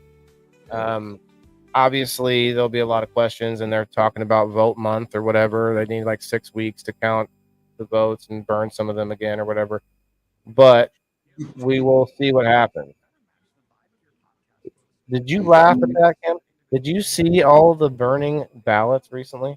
Yes, wasn't that in Washington? Several states. Was it several states? Yeah, like 3, I think they named, or I maybe more. TV service, so I've been so busy. Like That's true, Colin. Sure. I am so like out of the loop on everything. Yep. It's ridiculous. I'm just so busy. Well, we're gonna have fun. I mean, I want to warn everybody now. Like, it looks like we don't have a lot of excitement anyway. No offense. Like, we have our core audience, and you guys probably gonna like the conversation either way. But it could actually get crazy in the other direction. Could have a lot of people show up all of a sudden. But yeah, I've been wanting to do this, and I think what we can do is, if we come to a disagreement on something, we need to stop and try to look something up, try to find it. Doesn't mean that we find the facts, and I'm not going to ever say when I look something up that there's no way you can disprove what I find, because that's just where I found it. Adds a little degree of credibility to something when you say, here's where I found it, and actually show it to me. That doesn't tell me that's a fact. That just says, okay, that's a source, that's a pretty good source or whatever. Maybe it's not a good source, maybe it's an unknown source. Anyway, I'm rambling, but number 19 is the winner. So let's find out who number 19 wants to be. Okay. We've got 29 people altogether. Are you going to vote in person? Yeah, because I don't want my shit burning up on the way there. Right. Terry is number 18, so Sean Cook is number 19. You know what? I think it's going to be a long while before we find out who the real winner is going to be. If we do, I mean, did you see what's happening with Israel and Iran? They've kicked it off. They are, full on hot war. Things are could be sort of snowballing beyond our control. I saw that coming. Yeah, that's been brutal. Yeah. Well, and look, a lot of people say this. Tell me if you think it's suspicious or not. It's right around the October surprise zone, which we always call it. And they always say there's going to be an October surprise, and boom, hell if they, shit if they don't do it, or I don't know. One political stance to be able to take. Yep. I don't think October has anything to do with it. I think it's a natural, because Israel right before the election is the point of the words, the term. No, I know what you're referring to. I don't think that has anything to do with it. What I think is that with this particular instance, it's a natural consequence it's a natural progression of what Israel's been doing. They've been trying to eradicate those terrorist guys, and the terrorist guys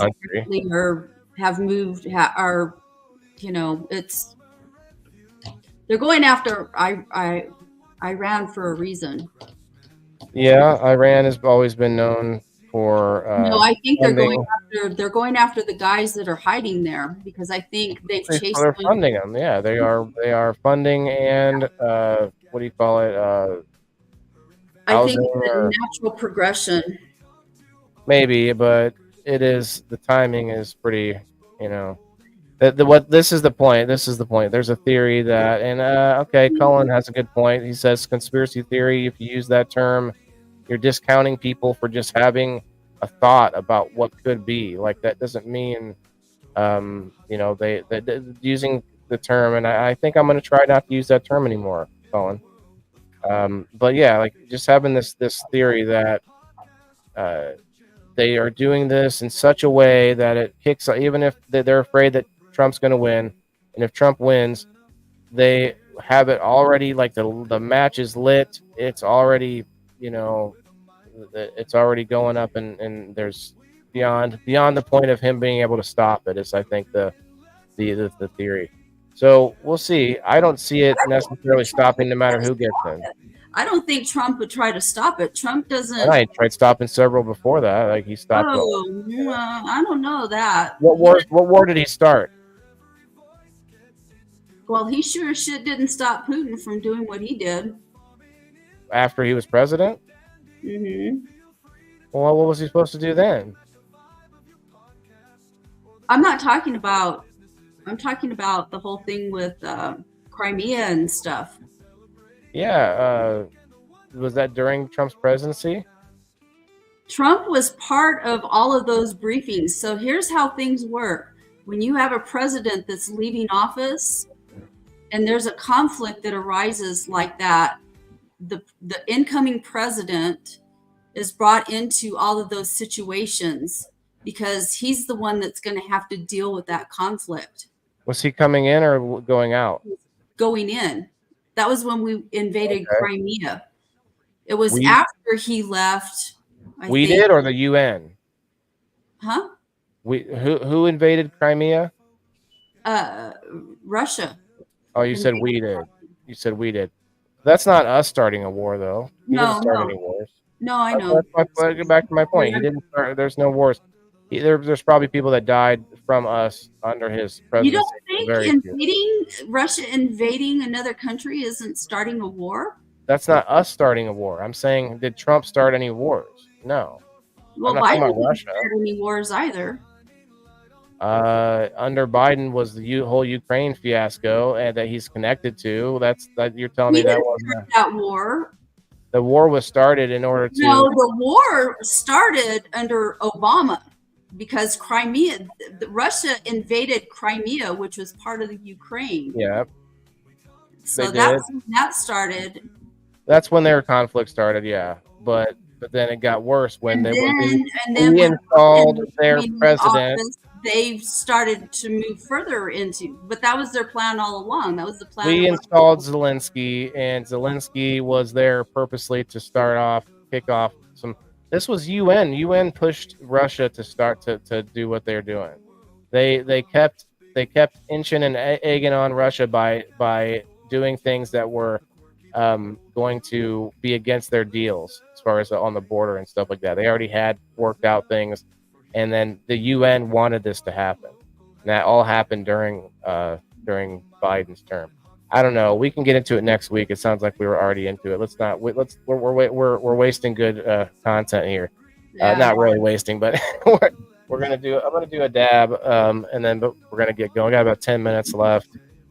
But yeah, we can definitely look some stuff up and everything. I hate arguing when I don't have even if, and I don't want to call them facts, but when I don't have the information that I remember seeing. I want to look some things up. I want to be like, look, this is what I found. This is what I see. This is where I found it. I love doing that, a point by point kind of basis. So maybe if anybody has any good points to bring up, we're just gonna say like kind of an open-ended political topic, I guess. We'll just be like, so how do you think it went? Or I don't know. It'll be some kind of like generic kind of question about it. Hey, what's up, Smashley? Got any smoke? Yeah, we're about to smoke now, country boy. I don't think we're going to know the outcome of the election for a while. It's super, super duper close, and I think it's going to be contested in court. Oh, for sure. But last time, there was a huge there was a bunch of cases, but at least the biggest one, Texas v. Pennsylvania, that the courts just said no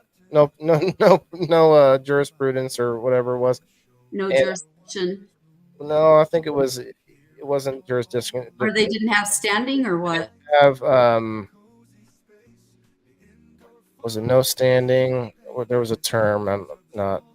I'm tired now, but the case was not allowed to be seen until after the election, and then it didn't even really ever get solved. But my point is, like, it depends on the procedure end of things, on who can, like, you can have all the votes in the world, but they found on the way on the back end that you can do some things to change that. Make it, as long as you have plausible deniability, or not deniability, but a enough doubt, plausible doubt that the numbers are really even. As long as you keep it looking close, then you can pretty much, enough people pushing buttons or holding paperwork or burning paperwork can change things. We saw this last time. It was what, like 10,000 votes, swing state votes that decided, or was it 40,000 or something? It was not a relatively small number. They lack standing to sue. You have to have standing, which means you have to have. But that seems like a opinion, of the judge. They actually did have standing. It was a constitutional thing. There's some kind of amendment about that has to do with states challenging other states when they are doing something that seems unlawful. But anyway, we can maybe I'll find some information on that for next week. But there was something that didn't make sense on that, because they were right. I mean, Pennsylvania decided to, like, the last minute, change their constitution in order to allow for something like that. Is like, you're talking like last minute, what is it, the midnight hour or whatever term. But anyway, that's just, there's a lot of shady stuff. And then you had the whole article that came out by the was it the New York Times, the shadow cabal of people that work together behind the scenes. Like, and we were all over here talking about the deep state, and then they just come out and make an article to tell us that that's happening, and that's not a Democrat Republican thing. Like, that's why I don't get it. There's people that still think the battle's between Democrat Republican. It's not. No, it's not. It's whoever's pulling the strings. Democrats and Republican, the political parties are machines, and they're puppets. It's like a sports team. Mm-hmm. Very much. Yep. They're like a brand. It's a brand. I was thinking about that today. I was driving, down the road doing my thing, and it was like, political parties nowadays are like brands. I know what it was. There was this guy driving in front of me that had a Trump Vance sticker on the back of his truck. And you were like, well, I can't stand Trump, dude. Like, I'm a conservative. I don't call myself a Republican anymore because I don't know how you're conservative, though. Oh, you have no idea. If you're going to vote for the like, okay, so the Trump was always a Democrat. So, like, most Democrats should be happy that they got a Democrat into the Republican Party to run it. So, but yet they are not. But then people that are on the right side of things don't like Trump, and I think some of it is because he's a lot further to the left. But then people that are right of Trump are jumping over him. He is a shitty human, and there's a lot of shitty people in the government. We might need a shitty guy to get up against all the shitty government people. He is. I cannot. He is somebody that I have never liked that man. Do you think Trump derangement syndrome is real? Where there's this sort of yes. Almost. I think that the same can be said of, you have all of that that exists on either side of the spectrum. I think that there are people that are deranged on either side of the spectrum. You have uber liberal people that are just as bad as. Good night, country boy. Yeah, no, I mean, there's definitely a spectrum, and I think I like to just. I'm somebody that's very independent thinking. And I think people get hung up on a couple things. What is it that you actually desire for an outcome? And I don't mean I mean a sort of Kim Axtell perfect picture of America in 5 years, or a Red Six perfect picture, or a Cullen Smith, whoever is talking to you, or whoever I'm talking to,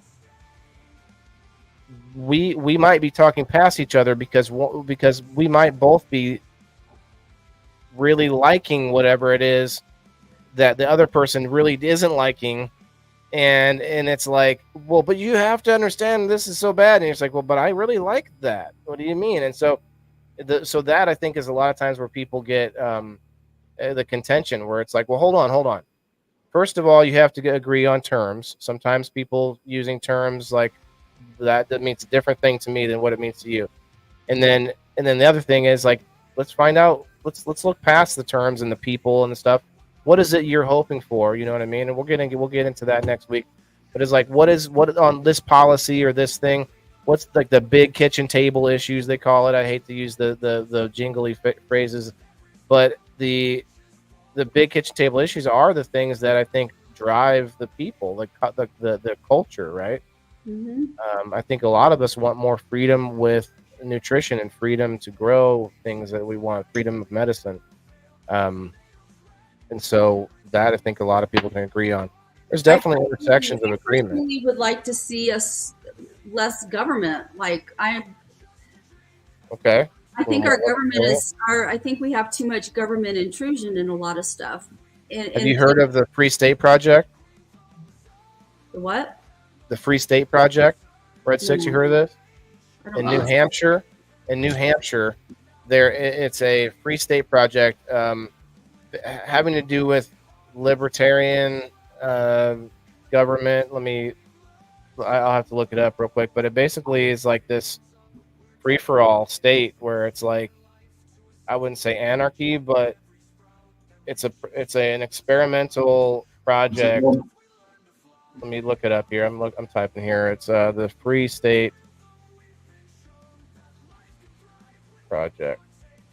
Yeah, I don't know that I support that. I don't like anarchy. It's a lot less government. I'm just saying it's going to be an interesting. I feel like we need people. I think that we need a certain population of people that think like that, because they're the ones that are going to be the I'm gonna pull it up. The watchdogs of freedom. New Hampshire. They're the ones that are sensitive to losing their freedoms. And so they're kind of like the watchdogs, the ones that are like going to bark when the government gets to controlling or whatever. So I think that those people need to exist. But when it comes to anarchy, no, it's not going to work. It's not going to work any better than communism. Well, I use the term, but I'm not 100%. Let's read from their X page. Join thousands of libertarian and liberty-minded individuals who are making New Hampshire their home to preserve liberty in one state. So they are trying to get as many people to move there that are liberty-minded, and that, I'm guessing, is individual freedoms at the core, right? The problems they've been having with the border crisis. Yeah, and New Hampshire is on our border, so that's one reason they're using that state for this project, because they can, if they wanted to, they could be fully autonomous. They're going to have their own currency, even, is what I think I heard. Yeah, that's not going to go over too well. No minimum wage and the highest median income in the nation. Okay, so this says New Hampshire has, and this is October 13th, 2023, no minimum wage, highest median income, no required gun permits, and the lowest crime rates, no income or capital gains taxes, and a $400 million surplus. It's almost like people are better off when the government gets out of the way. That is an interesting statement. That's what I'm saying. You were saying less government. Well, look at that. Yeah, but that's talking about no government. Well, no, I mean, this isn't. There's no government. That's going to work great until you start getting people that move there that don't have the same values of freedom, that are not responsible with freedom, and then you start having people killing each other over it. Well, it doesn't say no laws. It just says no gun permits. So it doesn't mean, like, if you shoot somebody, I'm sure you're still breaking the law, right? So they're just talking about, because it's going to turn into vigilantism. Say the most dangerous person is a white liberal. Oh, snap.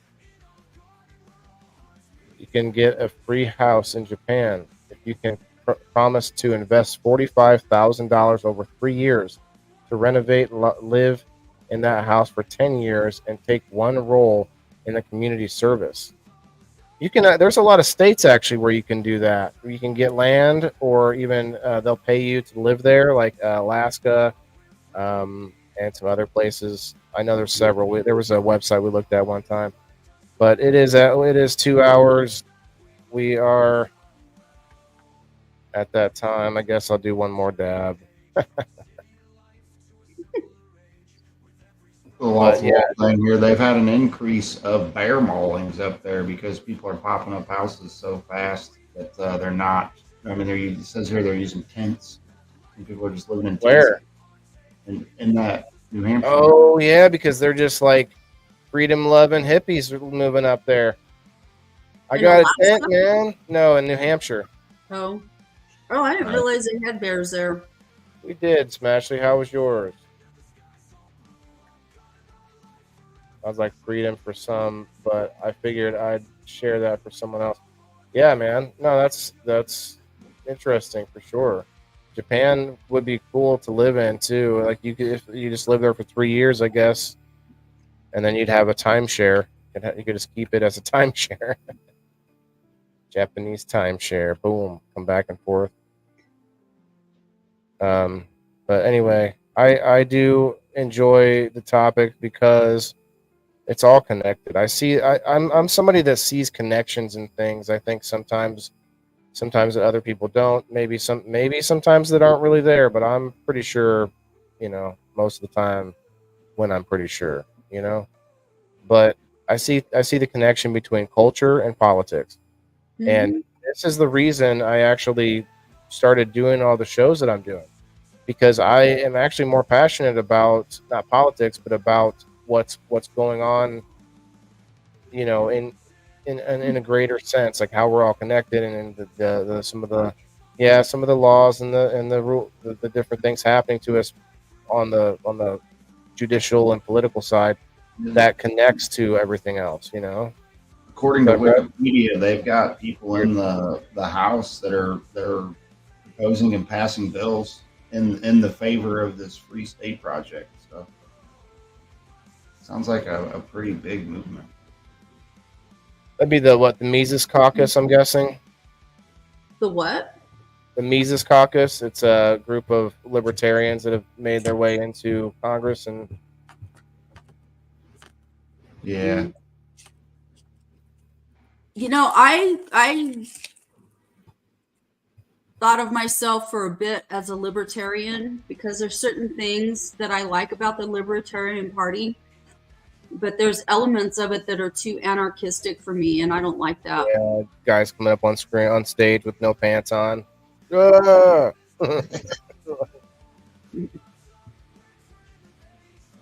proving a point. Yeah, well, you're pointing at something, bud. You're free balling is what you're doing. Yeah. Free balling. You're about to be free falling.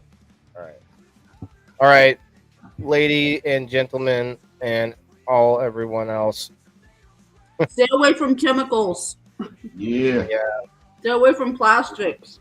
I'm trying. Like, I've replaced all of my shower stuff, my bar soap, my shampoo, and my conditioner with something a little more natural. I say a little more because I didn't make it, so I don't technically know what's in there. Stay away from anything that's got sulfates, parabens.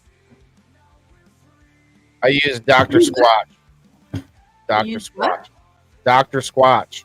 What's that? It's like a funny play on words, like it's Sasquatch, Dr. Sasquatch, but like it's an all natural product. They make a bar soap, and now they finally made they said there was people that were requesting it, but they now have a liquid soap. But the bar soap is great, man. It's this big, thick square, and the box that it comes in, that box is like, I don't know, it's got a coating on it, but I can just put the bar soap back in the box until the bar's done with, and there's different scent. There's different things, but they're all natural scented. It's not. Guarantee you, it's got preservatives in it. You better look into what preservatives are in there, because a lot of those. I did. I read the ingredients while we were on in a space over on Holy Health. They were talking about some of these products, and reading it sounded pretty good. But like they say, like, you know, still the best thing ever is still to like make it yourself out of natural ingredients. Yeah. Like detergents and such. Yeah, because the minute you start putting preservatives in it. One change at a time, Smashley says. Yeah, that's true. It's true. I don't know, like I use a lot of the beauty products that I use are natural, but they're still housed in plastic. Like, and I wonder, So you know, many because things, it yeah. biodegrades. Plastic biodegrades. Like water, bottled water has an expiration date. Do you know why it has an expiration date? Yeah, because it's dissolving inside there. Into the water. Yeah, no, it's not for the water. The water doesn't go bad. No, the plastic is dissolving into the water. Mm-hmm. So when we were in Iraq, there were these big liter bottles of water that had, you know, what we call Haji writing all over them, and it was thinner plastic than the plastic we have here. They don't have the same EPA regulations and all this and that. We're finding out even the stuff that we have regulated, it's not good for us, right? Well, they regulate Diet Coke, like the artificial sweeteners and that stuff. But yet we still know it's bad for us. You know what I mean? Well, it's just like they came out recently with, what is it, xylitol, which is it xylitol? One of the sweeteners. Maybe it's erythritol. One of those. Sounds familiar. Yeah, it's like causing people to have heart attacks. Well, I use stevia and monk fruit is what I like. I can't stand the taste of that other stuff. There's a few things that I'm looking into that are cleanses, and it's not maybe going to get rid of certain chemicals, but we do have a lot of other things going on, and I think not only cleansing, two things: cleansing and mineralizing. Those are my two things I'm working on. I want to get a full blood test done, where not test, but a blood panel, lab panel, yeah, yep, and find out what I'm deficient on, which is probably about everything. You probably should have your testosterone checked. You're at that age. Yeah, I'll tell her 3 fingers. Starts. Wait. You don't do a hormone test with fingers. You Wait, what? What? No, I didn't. That's not what your doctor told you, Wayne. I just, like the 3-finger Scout's honor, They stick 3 fingers up your bum? Weeblo. Did I say 2 fingers? Better make it 3. You said 3 fingers. Better make it 4. Oh my God, you must have you need to get your pucker string an audible gasp by the crowd. No, but seriously, and they'll tell you, like, a lot of the times, most doctors will tell you that your hormones are normal, and they're normal for the population, but that doesn't mean. Yeah, they're not. Like, can you compare me with a man 20 years ago, please? Well, you don't want to have the same testosterone levels as a man 20 years younger than you. No, not 20 years younger than me, 20 years the same age as me, but 20 years ago. What was the average? That's what I'm saying. Oh, men, like men now or I guess young men now are having testosterone levels of men that are in their 80s. Yeah. Low T situation. And there's a lot of foods that promote testosterone. But back to my thing about the minerals, even with things like these hormone disruptors we're talking about, the minerals in our body are actually what helps move things around. Mm-hmm. Because our blood is moving liquids around. We have lots of liquids, but then we also have solids being moved around in our body, and the solids are going. Yeah, well, the iron is being moved around by copper. Mm-hmm. And I've learned this recently.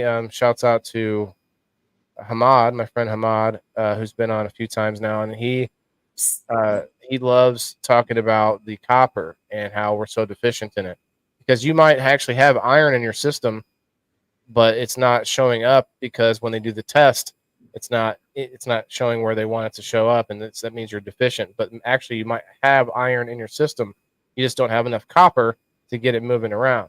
And so, to this conversation, I think that could help in some ways to get things moving around. But with that being said, it's time for me to go move around and actually go sit down and stare at nothing for a little while. But you guys have a good night. Thanks again, Kim. Kim, you look cold. Oh, Kim, I'm tired. I'm gonna need a shipping address for you soon. I have this.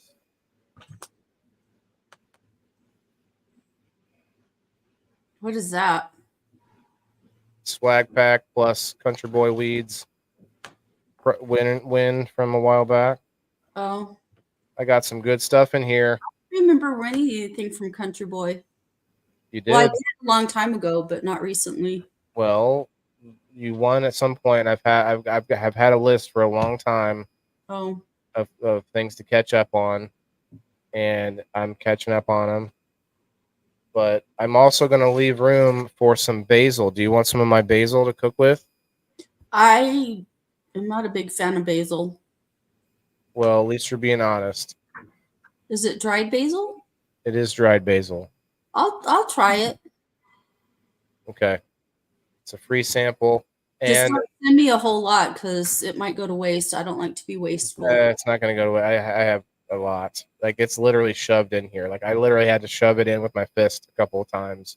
Shove it in. Yeah, like I stuffed it in there so deep. Okay, I'm done. I signed on my house today. Did I tell you that? Today? Yeah. You signed? What did you say? You signed over your house? Or you signed for your new house? Signed for my new house. I did the closing paperwork. Oh did they do the switcheroo and suddenly it's $500 more than what they told you? It would be? I'm getting. That happened to me. They're crediting me back $2,500. See you, Smash. Thank you for coming through. They're giving you back $2,500. Mm-hmm. Oh wow, you could become a Super Pro member. Was for that. Do you know how much my mortgage payment's going to be? Because I have 3 mortgages attached to this house. 2,500. 2,100 and some odd. Oh my god. Yeah, you have to get a job extra to make up that $500 difference. Hey, stop that! That'd be awesome, Colin. Yeah, that lemongrass, I grew some of that outside this year, and when I chopped it down, you mentioned the pine sol thing earlier. It smelled like it was lemon. So, can I have that growing? Will it help? Would it repel any baddies? I believe it does. It's a natural repellent to some pests. Yeah. I want to put it in my table with some thyme and some rosemary and just have them all mingling in my table. They use it in pretty cool. shampoos and stuff too, lemongrass. It's some people make a tea out of it or something. I don't know. Mm-hmm. And they use it in cooking. I think in Thai cuisine they use a lot. I know in Thai, maybe in Asian cuisine in general, but they use lemongrass.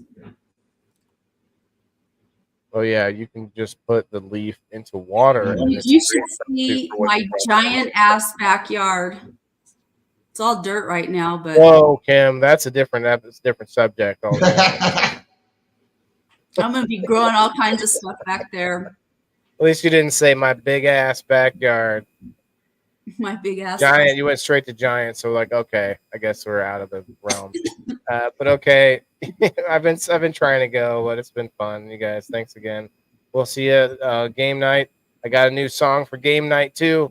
You want to hear a little? Only a few people here. Where did you get that song from? There's only a few people here. Do you want to hear the other the game night song?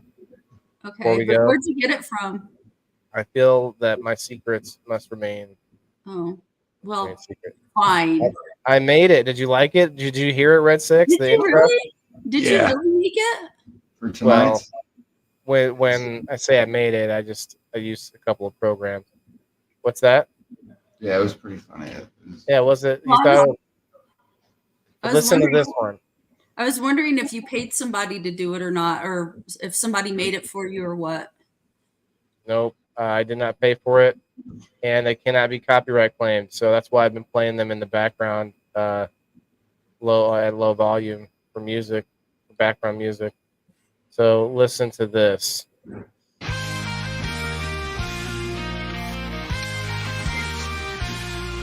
In the quiet of the evening, when the sun has gone to rest, Waylon lights up his corner, where community is best. He's got a special night every Sunday, don't you know? The indoor farmer game night, where fun begins to grow. Join us for the indoor farmer game night, where every laugh and cheer feels right. With prizes for subscribers and fun for all. In Waylon's world we stand tall. Team captains from the audience, their moments in the light. Guided by Waylon's laughter through the gaming night. With sponsors from the neighborhood, their products gleam. Supporting local heroes in this weekly dream. From quizzes to challenges, the games we play. Bringing us together in the most heartfelt way. It's not just about winning, but the joy we share. Don't get that in your beard. In the indoor farmer game night, we all care. Join us for the indoor farmer game night, where every story's told, every game's a sight. With laughter and camaraderie under the stars, Waylon's game night, healing for the heart.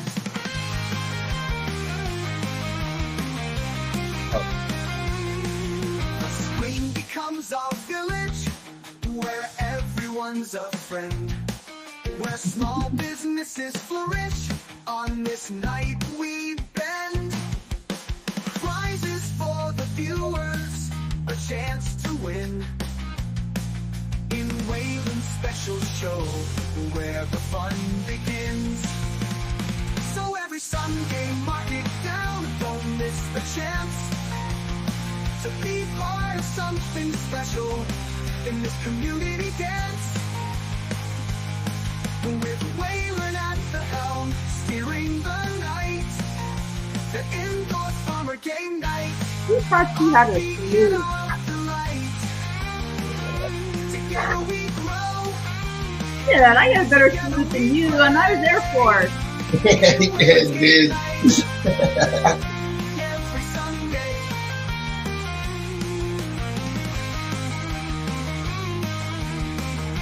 My fingers been low.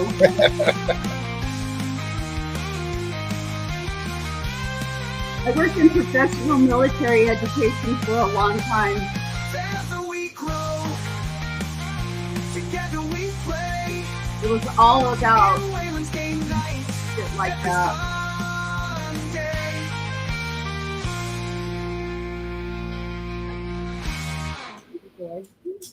Oh yeah, what did you guys think? That's good. I like it.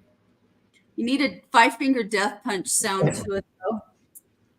Well, I can change up the genre a little bit. So the People in the Boxes song is a folksy. It's a little folksy, and I've got a few others here like this rock version.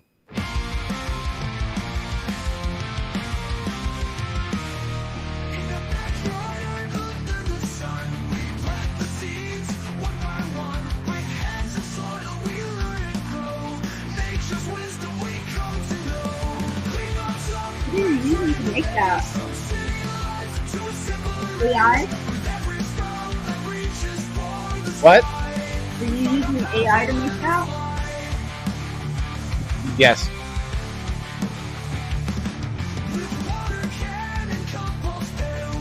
Begrudgingly. I don't know any musicians, so I had to do it myself, The harmonica wasn't that thing. The last band that I desired to see is Five Finger Death Punch. What do you think of this, though? It sounds pretty rock. Sounds pretty, that's pretty good. Okay, so now listen to this. Little. Hey there, folks. Gather around. Got a tale to tell. It's quite profound. About a show where wonders bloom. Right here in your own living room. Under the lights. In a cozy space, the indoor farmer sets the pace with stories of the small and grand, discoveries in every land. Oh, the indoor farmer reviews, shining light on what's new, from the craftsman to So there's the different dreamer. versions of this. Hey there, folks, gather around, got a tale to tell. It's quite profound about a show. See, that's where kind of folk, wonders you know? bloom. And here's the other one, though. This one's kind of spooky. I like this one.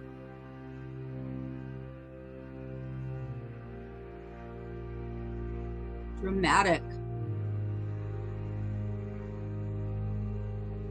Really good, too. I like it. Hey there, folks, gather around. Got a tale to tell, it's quite profound. About a show where wonders bloom right here in your own living room. Under the lights in a cozy space, the indoor farmer sets the pace with stories of the small and grand discoveries in every land home. Right? The indoor farmer reviews, shining light on what's new.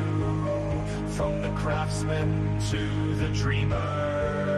Come and see what we feature. There's a shop down the street where the coffee's oh so sweet, and a lady with gadgets galore. Her inventions you'll adore. We talk to artists, thinkers too, makers of things both old and new. Every episode a treasure trove of talents, passions, and the love they show. Oh, the indoor farmer reviews, where every episode accrues. Stories of hustle and heart. Let's give these folks their start. In the world of commerce, big fish So, swim. I don't have to bore you guys with the whole thing, but pretty good, though. Pretty cool, right? I think it's pretty cool. Would you write the lyrics and then just put it to song or what? I have multiple AIs working together. That's interesting. I don't have the patience for that. Like that one, Kayla? Yeah. I could do something for people if anyone's interested, but I can only do 5 a day unless I start asking for money because it costs money to do. So I could do some, but if you don't like it, you want to make another one, you only get 4 other chances that day till the next day. And so I can, slowly but surely, I'm going to make a whole stack of songs I can play in a playlist and just play while I'm live. Not worry about copyright claims again. Like tonight, if you notice, we didn't play our little people in the boxes, the short intro. So I'm testing. We're gonna see what happens. I don't think I'm gonna get any sort of claim. But yeah. Anyway, that was fun. Good night, everybody. A few of you got to listen to the sneak peek of some of those, and I played a couple through earlier this week. But anyway, it's been fun. We'll see you on Sunday. Have a good night. Remember, it's all fun and games, but we still got to eat. Don't not eat just because there's plastic on everything. Just try to find a little, one step at a time, right? Peace out, everybody.